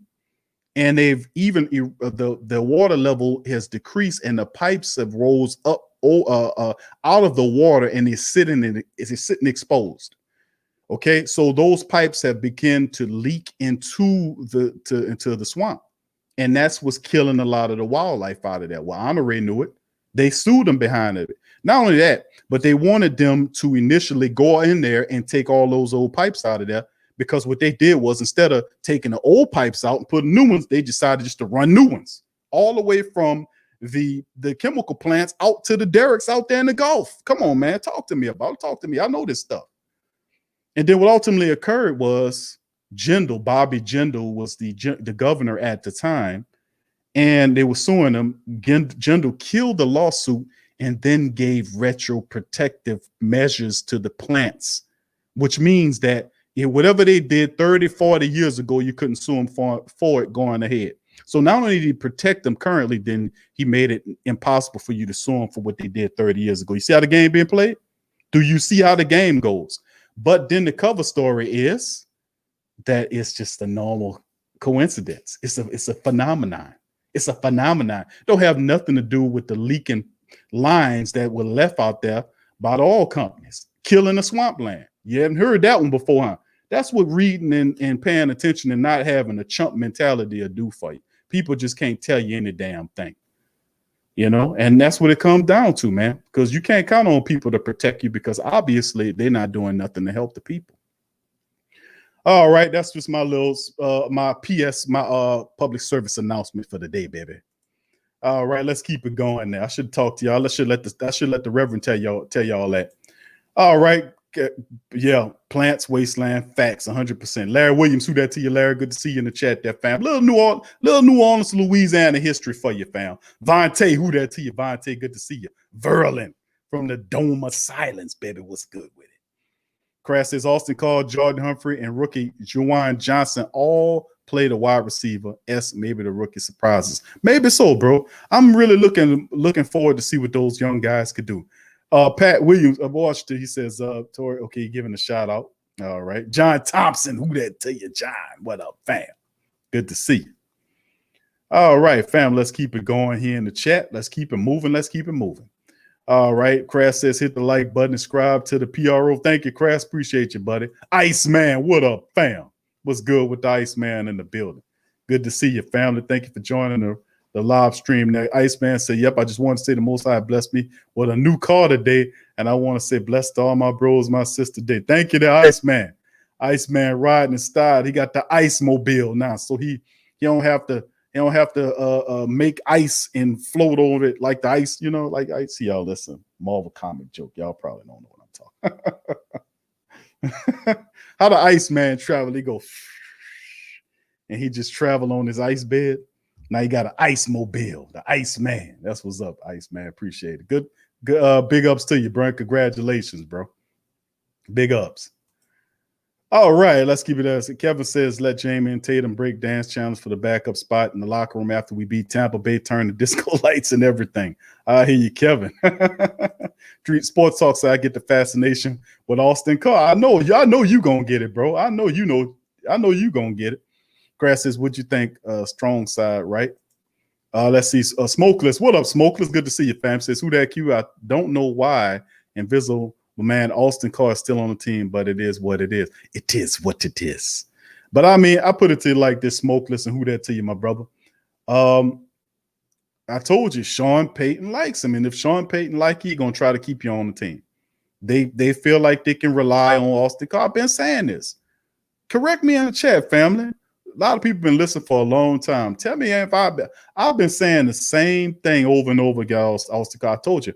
I said Austin Carr when last people said, "Oh no, cute, they're gonna put him in the street." Remember, y'all was telling me. I was like, "Nah, Sean Payton likes Austin Carr. He sees him as reliable. He might not have the stats to back it up, but if Sean Payton likes you a lot, that might not even matter." And Austin Carr is prime factor that every one of those guys that he put in the street had more of an upside than Austin Carr, didn't they? Maurice Harris was bigger and faster than Austin Carr. Maurice Harris was 6'2" or 6'3", 200 pounds, bigger and faster than Carr on the street looking for a job. Tommy Lee Lewis is not bigger than him, but he's faster than him, has more experience looking for a job. And of course, Krishan Hogan, bigger receiver. He's 6'2", 6'3", 200 pounds, big physical receiver, does a lot of blocking, is a guy you look at his college tape and he can do a lot of things looking for a job. Austin Carr still on the team. Sean Payton likes him, sees him as reliable. That counts a lot for most coaches. All right, let's keep it going now. Derek says, Big Q, what up with the NFL giving extra cap dollars to teams that had players that opted out? I know that was a part of it that they agreed to. That was in the agreement between the union and the league that if that would cover teams, like if they release certain players, they would then free up that cap money. It would go back to them because that player would basically be wiped off the books for that season. So what they were making wouldn't impact what the salary was for that season because they opted out of it. So they don't count. And I was saying the Saints could take advantage of the opt-out to have gotten rid of guys like Nick Easton and Patrick Robertson, and they perhaps brought in free agents to replace those guys. But instead, the Saints kept Nick Easton, and they also kept PJ Williams. And the point was, I'm not really that much upset about the other stuff, but Nick Easton, I know people like, how is Austin Carr making the team? The question is, how the hell Nick Easton is here? How you still paying $6 million for this dude?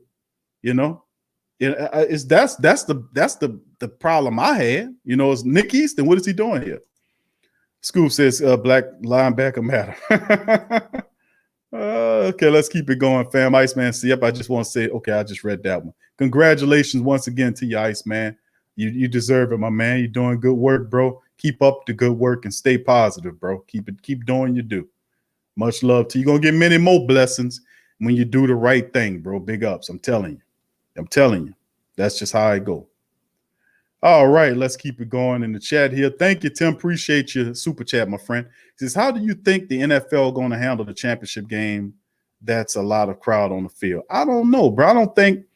I think they won't have a lot of people on the field like that. You know what I'm saying? They're going to, like when the Super Bowl come around, it's usually a great fanfare, but I could see that severely sliced in half. No doubt about it. Yeah, I could see that sliced in half. I could see the players, a lot of the stuff, they're going to be isolated. You're going to have almost like an NBA feel to it, like when they have them, because, you know, right when the NFC Championship game kicks off, it's usually a week between there, and then you have the players that go to the Pro Bowl, the ones that go to the Super Bowl. So you'll have that contingent of those people that's playing in the Super Bowl. You could probably see them quarantined for all the way to after the up to the Super Bowl for them 2 weeks for that Pro Bowl week, and then the up until the next week when the Super Bowl's played. So I could see them severely cutting that in half. I could see an environment similar to what the NBA is doing, where they have functions, where they have media days, where they have two separate areas where you have the player from this, they'll be over here, the other team will be over here. There'll be limited movement for that 2 weeks or whatever it is. They'll be positioned where they are. They'll be tested. That's just what they're going to do. That's how they're going to do it too. So, I could probably see like an NBA bubble type environment when it gets down to that, because you have an isolated area that both teams have to be, and you don't have to worry about anybody else. Then I could see them kind of form like a bubble like the NBA is doing for those two teams. But, that's how I view it. Thank you, Tim, for your super chat, my brother. Thank you. All right. Thank you, Crass, for that. Once again, please hit the like button, family. Smash upon it, the like button. Thank you very much. All right, let's keep it going here. All right, Kevin says, don't let me catch Bobby Jinder slipping. That's what politicians do, man. And I keep telling you, if you want a politician to do something for you, you got to pay him. Voting for him ain't going to get you diddly squat. I'm just going to keep it real with you. You got to pay politicians to do something for you. They'll move for the money. They want the vote. But the second part of the equation is you got to put money in their pocket too to get them there, And that's the reason why there's a lot of the political process so corrupt, because the politicians are compromised. A lot of them are compromised, and whatever you're going to give me, whatever money you're going to give me, going to come with stipulations. Like, I'm going to give you this money for you to be elected, but you better make sure my company get those construction contracts. Well, I promise you, show us my name is what it is. As soon as I get that money in my bank account, that you'll have access to every contract thing in the whole county. All right. Or in the parish. Oh, you're all right. And then they do a handshake and it's a done dollar. And then people sit up there and say, I don't know why I can't get no contract. You ain't play the game, baby. So you wasn't aware of the game inside of the game because somebody told you wrong. You got to pay to play. I know you heard that before. Maybe we need to make a shirt out of that so they can really get the message. You got to pay to play, baby. All right, let's keep it going. Scoop says, get some black ice for the air fresheners in that joint. Adrian in the building. Who that's Adrian? Good to see her in the building as well. She's joining the live stream today. I wondered if she'll call in today. All right, let's keep it going there. Once again, thank you, Tim. Appreciate the super chat and the question right there. Please do, like my boy Derek says, smash upon the like button. Thank you very much. Thank you very much indeed. All right, Sport Talk says trying to turn Carr into Wes Welcome when he was in his prime. Could be, bro. Remember, when he healthy, man, he's effective. That's one thing I said about Austin Carr. Carr knows how to play the slot. He has reliable hands. He had injury issues. Yes, indeed. He's not fast, but he can catch. But he's real intelligent out there, too. And Drew Brees trusts him. Sean Payton trusts him. And that's enough to keep him on the team. If he has a solid outing, watch he makes the team again. I'm telling you.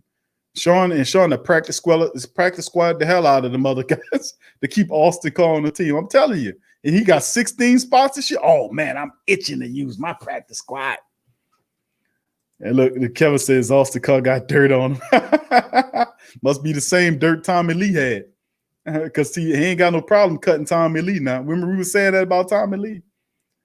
All right. All right, let's keep it going. Iceman says, honey, wear my super suit.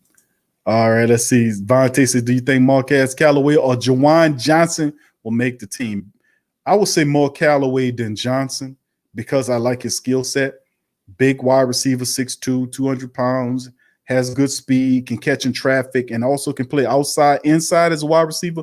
That's big with Sean Payton. Sean Payton like big wide receivers who can catch, who can run, and who can play inside and out. Traquan Smith has issues, but he likes Traquan Smith. There's no reason to get rid of Traquan Smith and Sean Payton's vantage point because he's a super cheap third-round rookie. So, I mean, he has one more year left after the year this year, so don't be surprised if he's still on the team. I'm just keeping it real with your family. Sometimes it's capnomics, and the coach just don't want to make the move. But out of those two that you said, Von, bro, I'll take Marquez Callaway over Jawan Johnson. I think he brings a little bit more than what Jawan does. Thank you for the question, bro.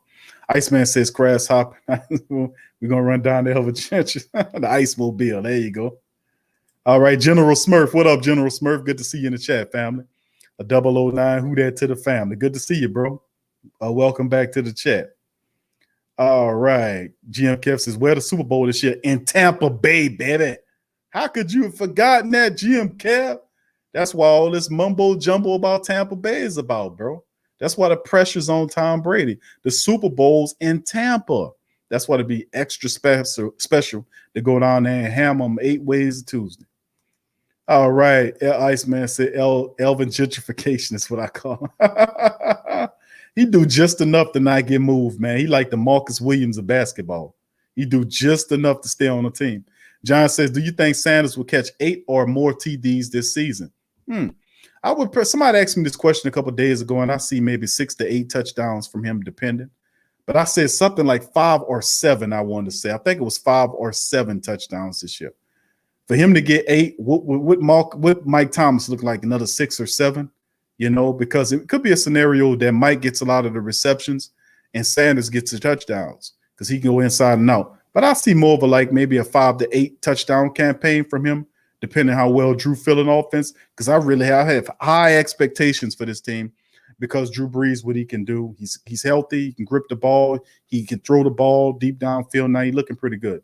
So any way he turns, he has weapons he can throw. It could be like it was several years ago when he had 4 wide receivers that got over 40 catches in 1 year. Y'all remember that?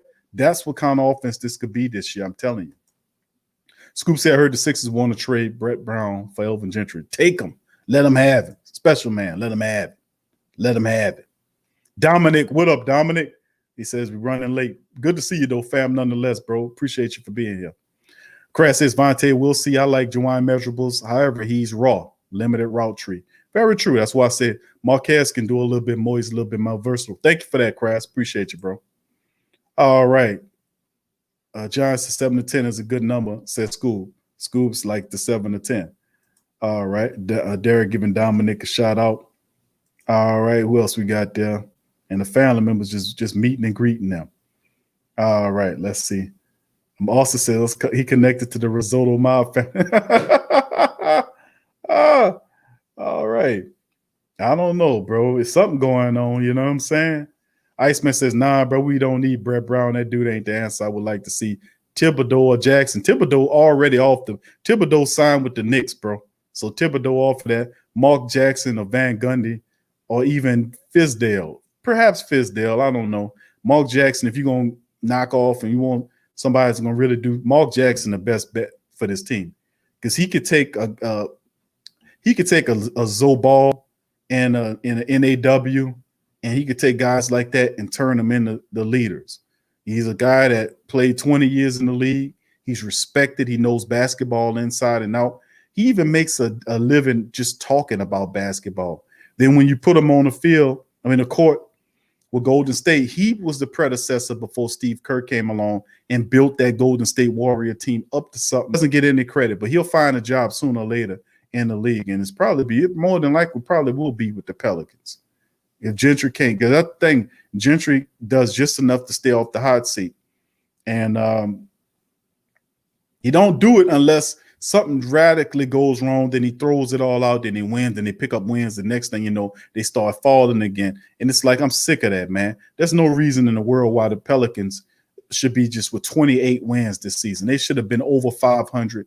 And we dealt with not having Zion Williamson there or Zoe Ball and stretches, but you were still talented enough to be a winning organization.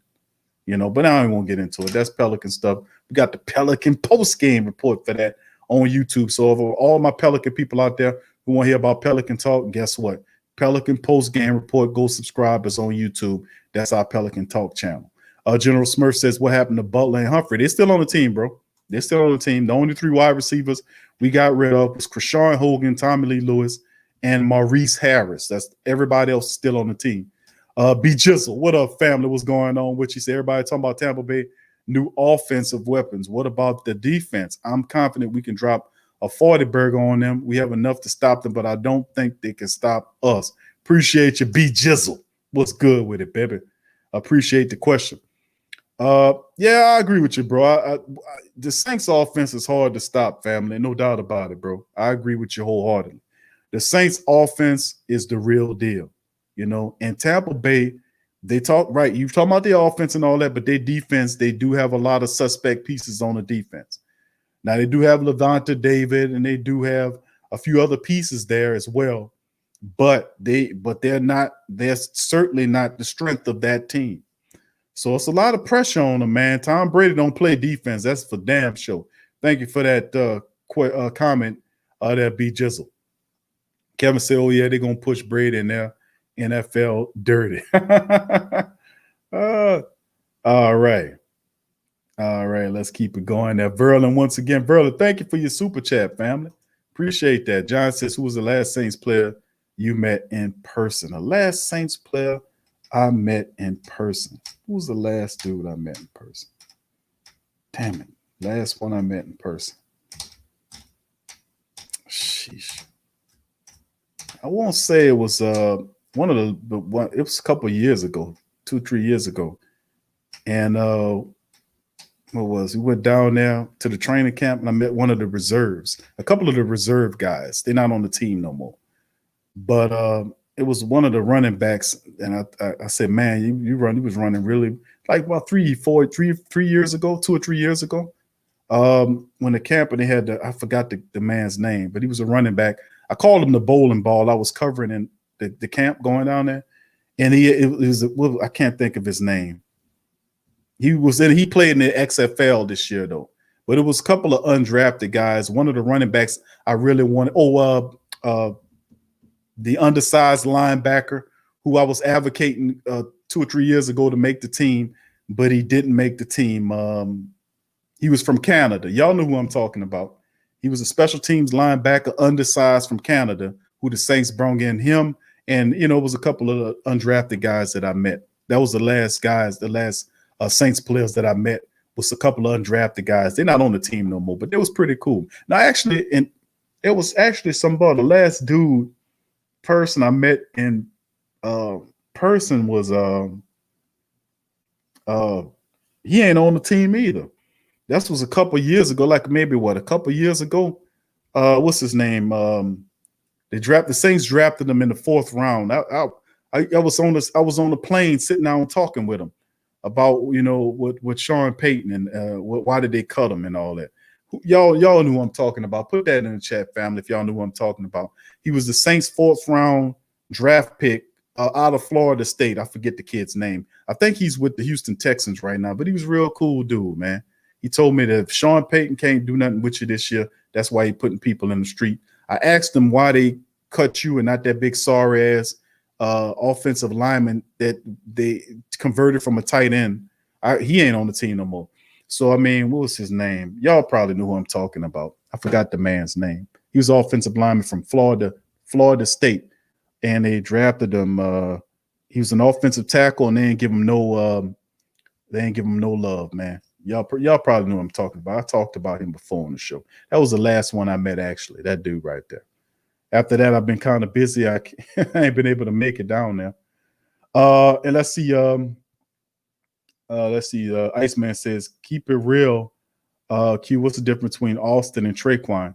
Austin is Traquan is not reliable.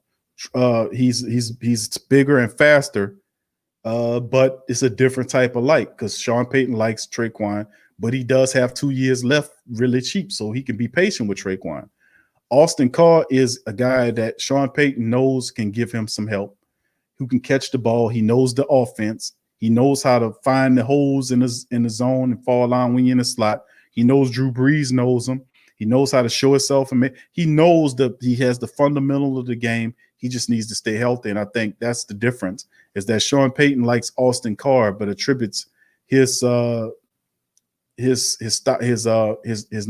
not being there to injuries as opposed to Traquan's is developmental. So I think it's a different type of like as opposed to Sean likes Traquan. He can be patient with him. He likes Austin Carr because Austin can be counted on in his opinion. Yeah, I'm just keeping it real. All right, appreciate you there. All right, John Thompson says, where is Avery Johnson? Can he take over? He was a better coach in the pros. Avery had a failed career with the Crimson Tide. He went down there, took over the Crimson Tide. He had a failed career there. I think they ended up firing him from down there. He couldn't get Alabama, the Crimson Tide SEC team, to win. And then I think he's back on television now, talking sports. So, but he's a close friend of Sean Payton. He goes and do motivational motivational speaking engagements with the team. He's really a close friend of Sean Payton. They're really cool. And he'll go down there and yell and talk with how he talked to the team. He's been down there several times prior to all this other stuff breaking out. And he'll go down there and make motivational speeches to him. But Avery Johnson's around. I don't know if I would take him over the rest of the guys, though. Scoop says, yeah, nice, man. Check the Q link posted in the chat. Smokeless says, let me keep it going here. All right, hold on here. Ramsey says, hey, Q, did you see the video of the workout with Drew and Coach? Yeah, I did. I covered that a couple of times ago, bro. I covered that a couple of times, a couple of shows ago about Drew throwing the ball 50 yards. I didn't show the video, however. I knew there was a video. I didn't show the video. I just covered the article. But I should have reinforced it by showing the video because I was telling the family members that he actually works on his arm during the offseason. And this year, he really looks good doing it. All right. Vontae says, I wonder if they will play Saquon Hampton. We'll see. I mean, he's a good reserve piece. Remember, he really ain't played that much last year. He was hurt. So it's like a rookie year for him all over again, even though he didn't play much. But he's mostly a special team reserve guy. But he has some potential, though. You know, he does. General Smurf says, should run a Madden 21 season on the podcast, have someone represent the Saints every week. Okay, I'm going to look into that, General Smurf. We got it every day. Hey, Lori, who that to you, Lori? Good to see Lori in the building. Who that to you, baby? Trail, what up, Trail? My dog Trail in the building as well. Who that to you, Trail? Scoop says, check out Smokeless YT. He's a young talent and supports Big Q and the family. Yeah, check him out. The young brother is doing some stuff, something. My children, my sons support the children, YouTubers, you know, the young people YouTube channels and stuff like that. So I think it's phenomenal, man. You know, you got to do that. All right. Kevin says, man, my homie Charles Grant used to throw some nice parties. That's why I'm on some Sundays. He wasn't ready to play. He got the money and win Junior Gillette, baby. Laura says, hi, my friends. What's going on? Good to see you, Laura. Who that to you, baby? Vontae says, I hope Elvin Kamara and Latavius Murray have a better season last year. Mostly, I hope so, too, bro. Hopefully they use more of them in a comparative basis, maybe more as a team, you know, and not leave them out there. There you go. Smokeless Stank. He says, Rick Leonard. There he is. See, I would have got off the show and said, and it would have popped up. Thank you for that, man. It was Rick Leonard. Rick Leonard for Florida State. That's who it was. That was the last dude I talked to. And he gave me a lot of game on what was going on that year. All right. Iceman, you got to hit the link in the chat, brother, if you're trying to get on there. Okay, Lori says she's back in the 504 visiting family. Okay, good, Lori. Be good. You be safe out there with your family now. All right. Let's keep it going here. Adrian says, I hit the button. Subscribe if you haven't already. Appreciate you, Adrian. Who that to you? Much love to you. Scoop says, Q, can you post to speak? Okay. I'll put it in the link again, family. We'll put it up in there. All right, let's keep it going, family. Let's keep it going. All right. Adrian put a big one in there. She said, subscribe to Spreaker.com/the Sports Coma. That's pro radio link to listen to the live audio podcast, the podcast Future Sports Coma, Pelican Post Game Report, Tough Tiger Talk, Ring King Boxing World, baby. That's all of them. Pro Radio got them all for you, man. They got them all for you. Back the new shows and backlog shows spanning back on all shows in audio format, by the way, family. So just to let you know, that's what it is. So also the link is in the description section as well. As we got a few more minutes, family, that we're gonna go. Big Q, you not in New Orleans, fam? No, brother, I'm just outside of New Orleans, bro. But I am from New Orleans, and we frequent New Orleans. We go down there all the time. My parents is on the West Bank of New Orleans, so I go to New Orleans. I was born in the Lower Ninth Ward. Pretty much lived all over the city. You know, we moved around a lot. West Bank, East Bank, all over the place. That's why I got a lot of friends and family members all over the goddamn place. Let me keep it real with you. But nah, yeah, I moved. We relocated out the city after Katrina. Katrina ran us off and destroyed our home, destroyed all of our photos, all the pictures, my grandparents' pictures, baby pictures, everything you could possibly lose that you don't want to lose, we lost. You know, and it was a devastator, and it ran us off. So, you know, and then of course we had, you had issues trying to come back to the city because what they were doing to where the land was and all this nonsense. And of course, where I was from, it took a little longer to kind of get everything back. But ultimately, we decided to move out of the city. We ran off there after Katrina, just to let you know, family. So I'm not too far, never too far away from where I come from, but I'm not too far. I'm very close indeed. I ain't that far away at all. Thank you for the question there, Kevin. Appreciate you. All right. Scoop says not Spreaker, but StreamYard for tonight's show. That's right, family. Just to let y'all know, that's why the look looks a little different this time around. I'm currently updating the other format, reformatting that thing as well. And usually this is my secondary platform that I usually use. My first one is primary. I'm really comfortable with. But not to mention, but yes, as well. Thank you for that. All right, Adrian says that was necessary. What you pulled? Yep, everything, bro. All that trophies, all that, everything I lost, all of that, everything. Lower Nine Cafe. That's where you at. That's where you from. General Smurf says Lower Nine Cafe and Galvez. Man, try Tennessee and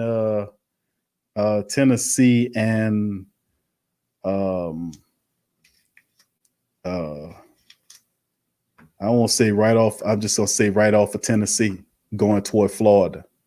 So yeah, Florida Avenue, Lower 9, baby.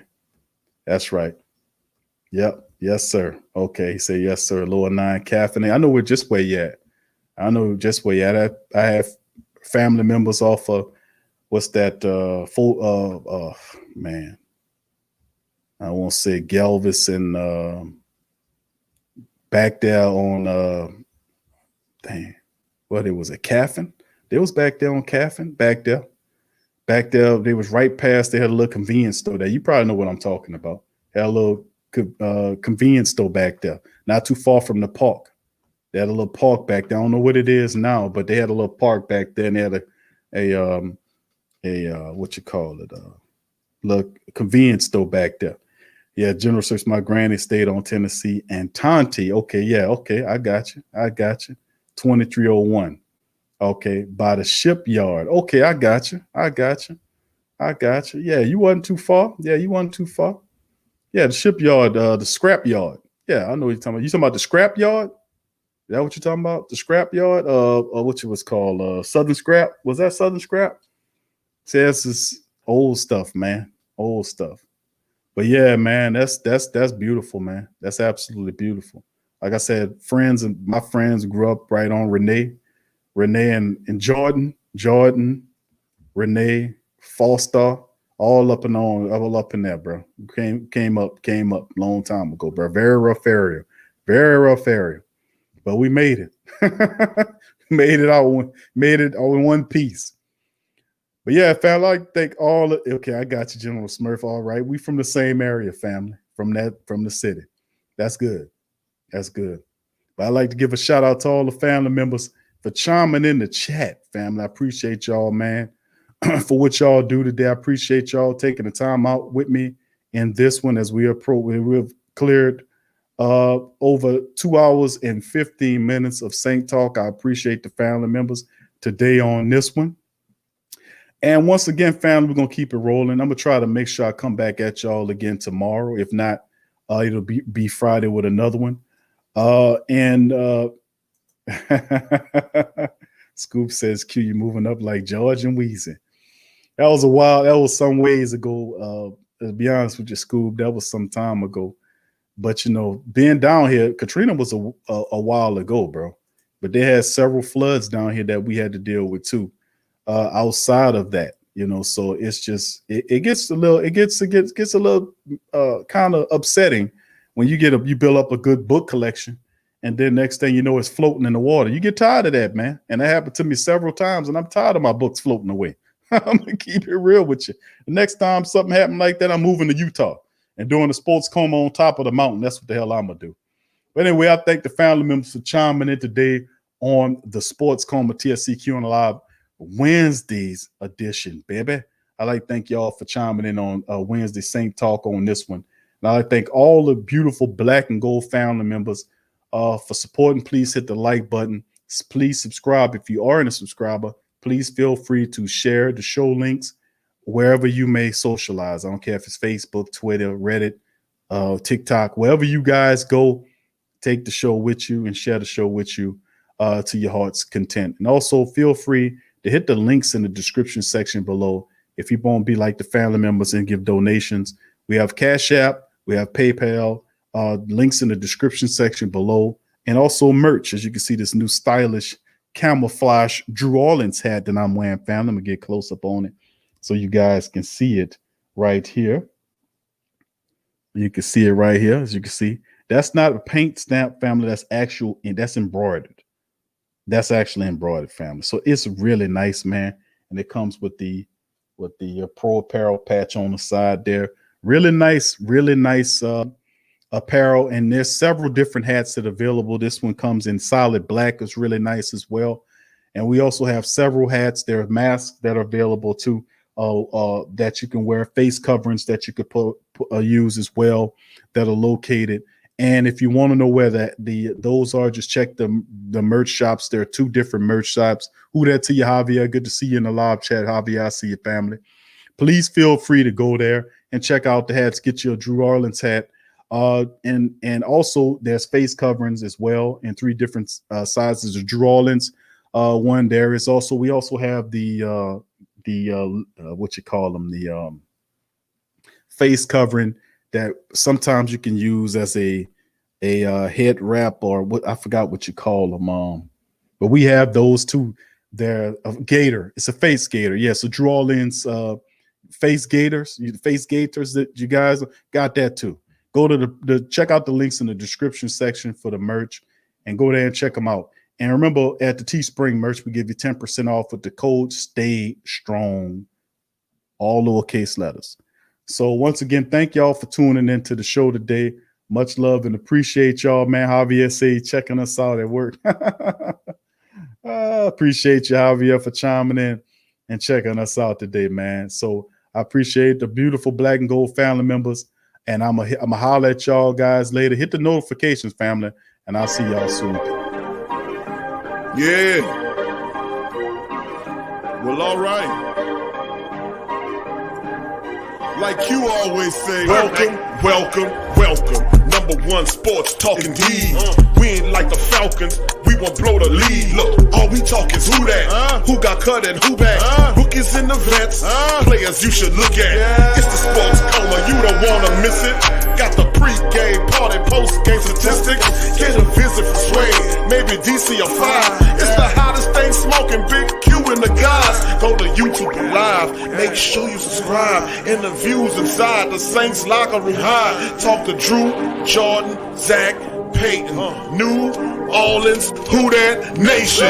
Best believe when I say we bleed gold and black. Ain't a miracle or rivalry could ever hold us back. No, Beastquake, Bounty Gate, let the truth be told. It's the Sports Coma, all we know is say Super Bowl. Yeah. You're listening to the Sports Coma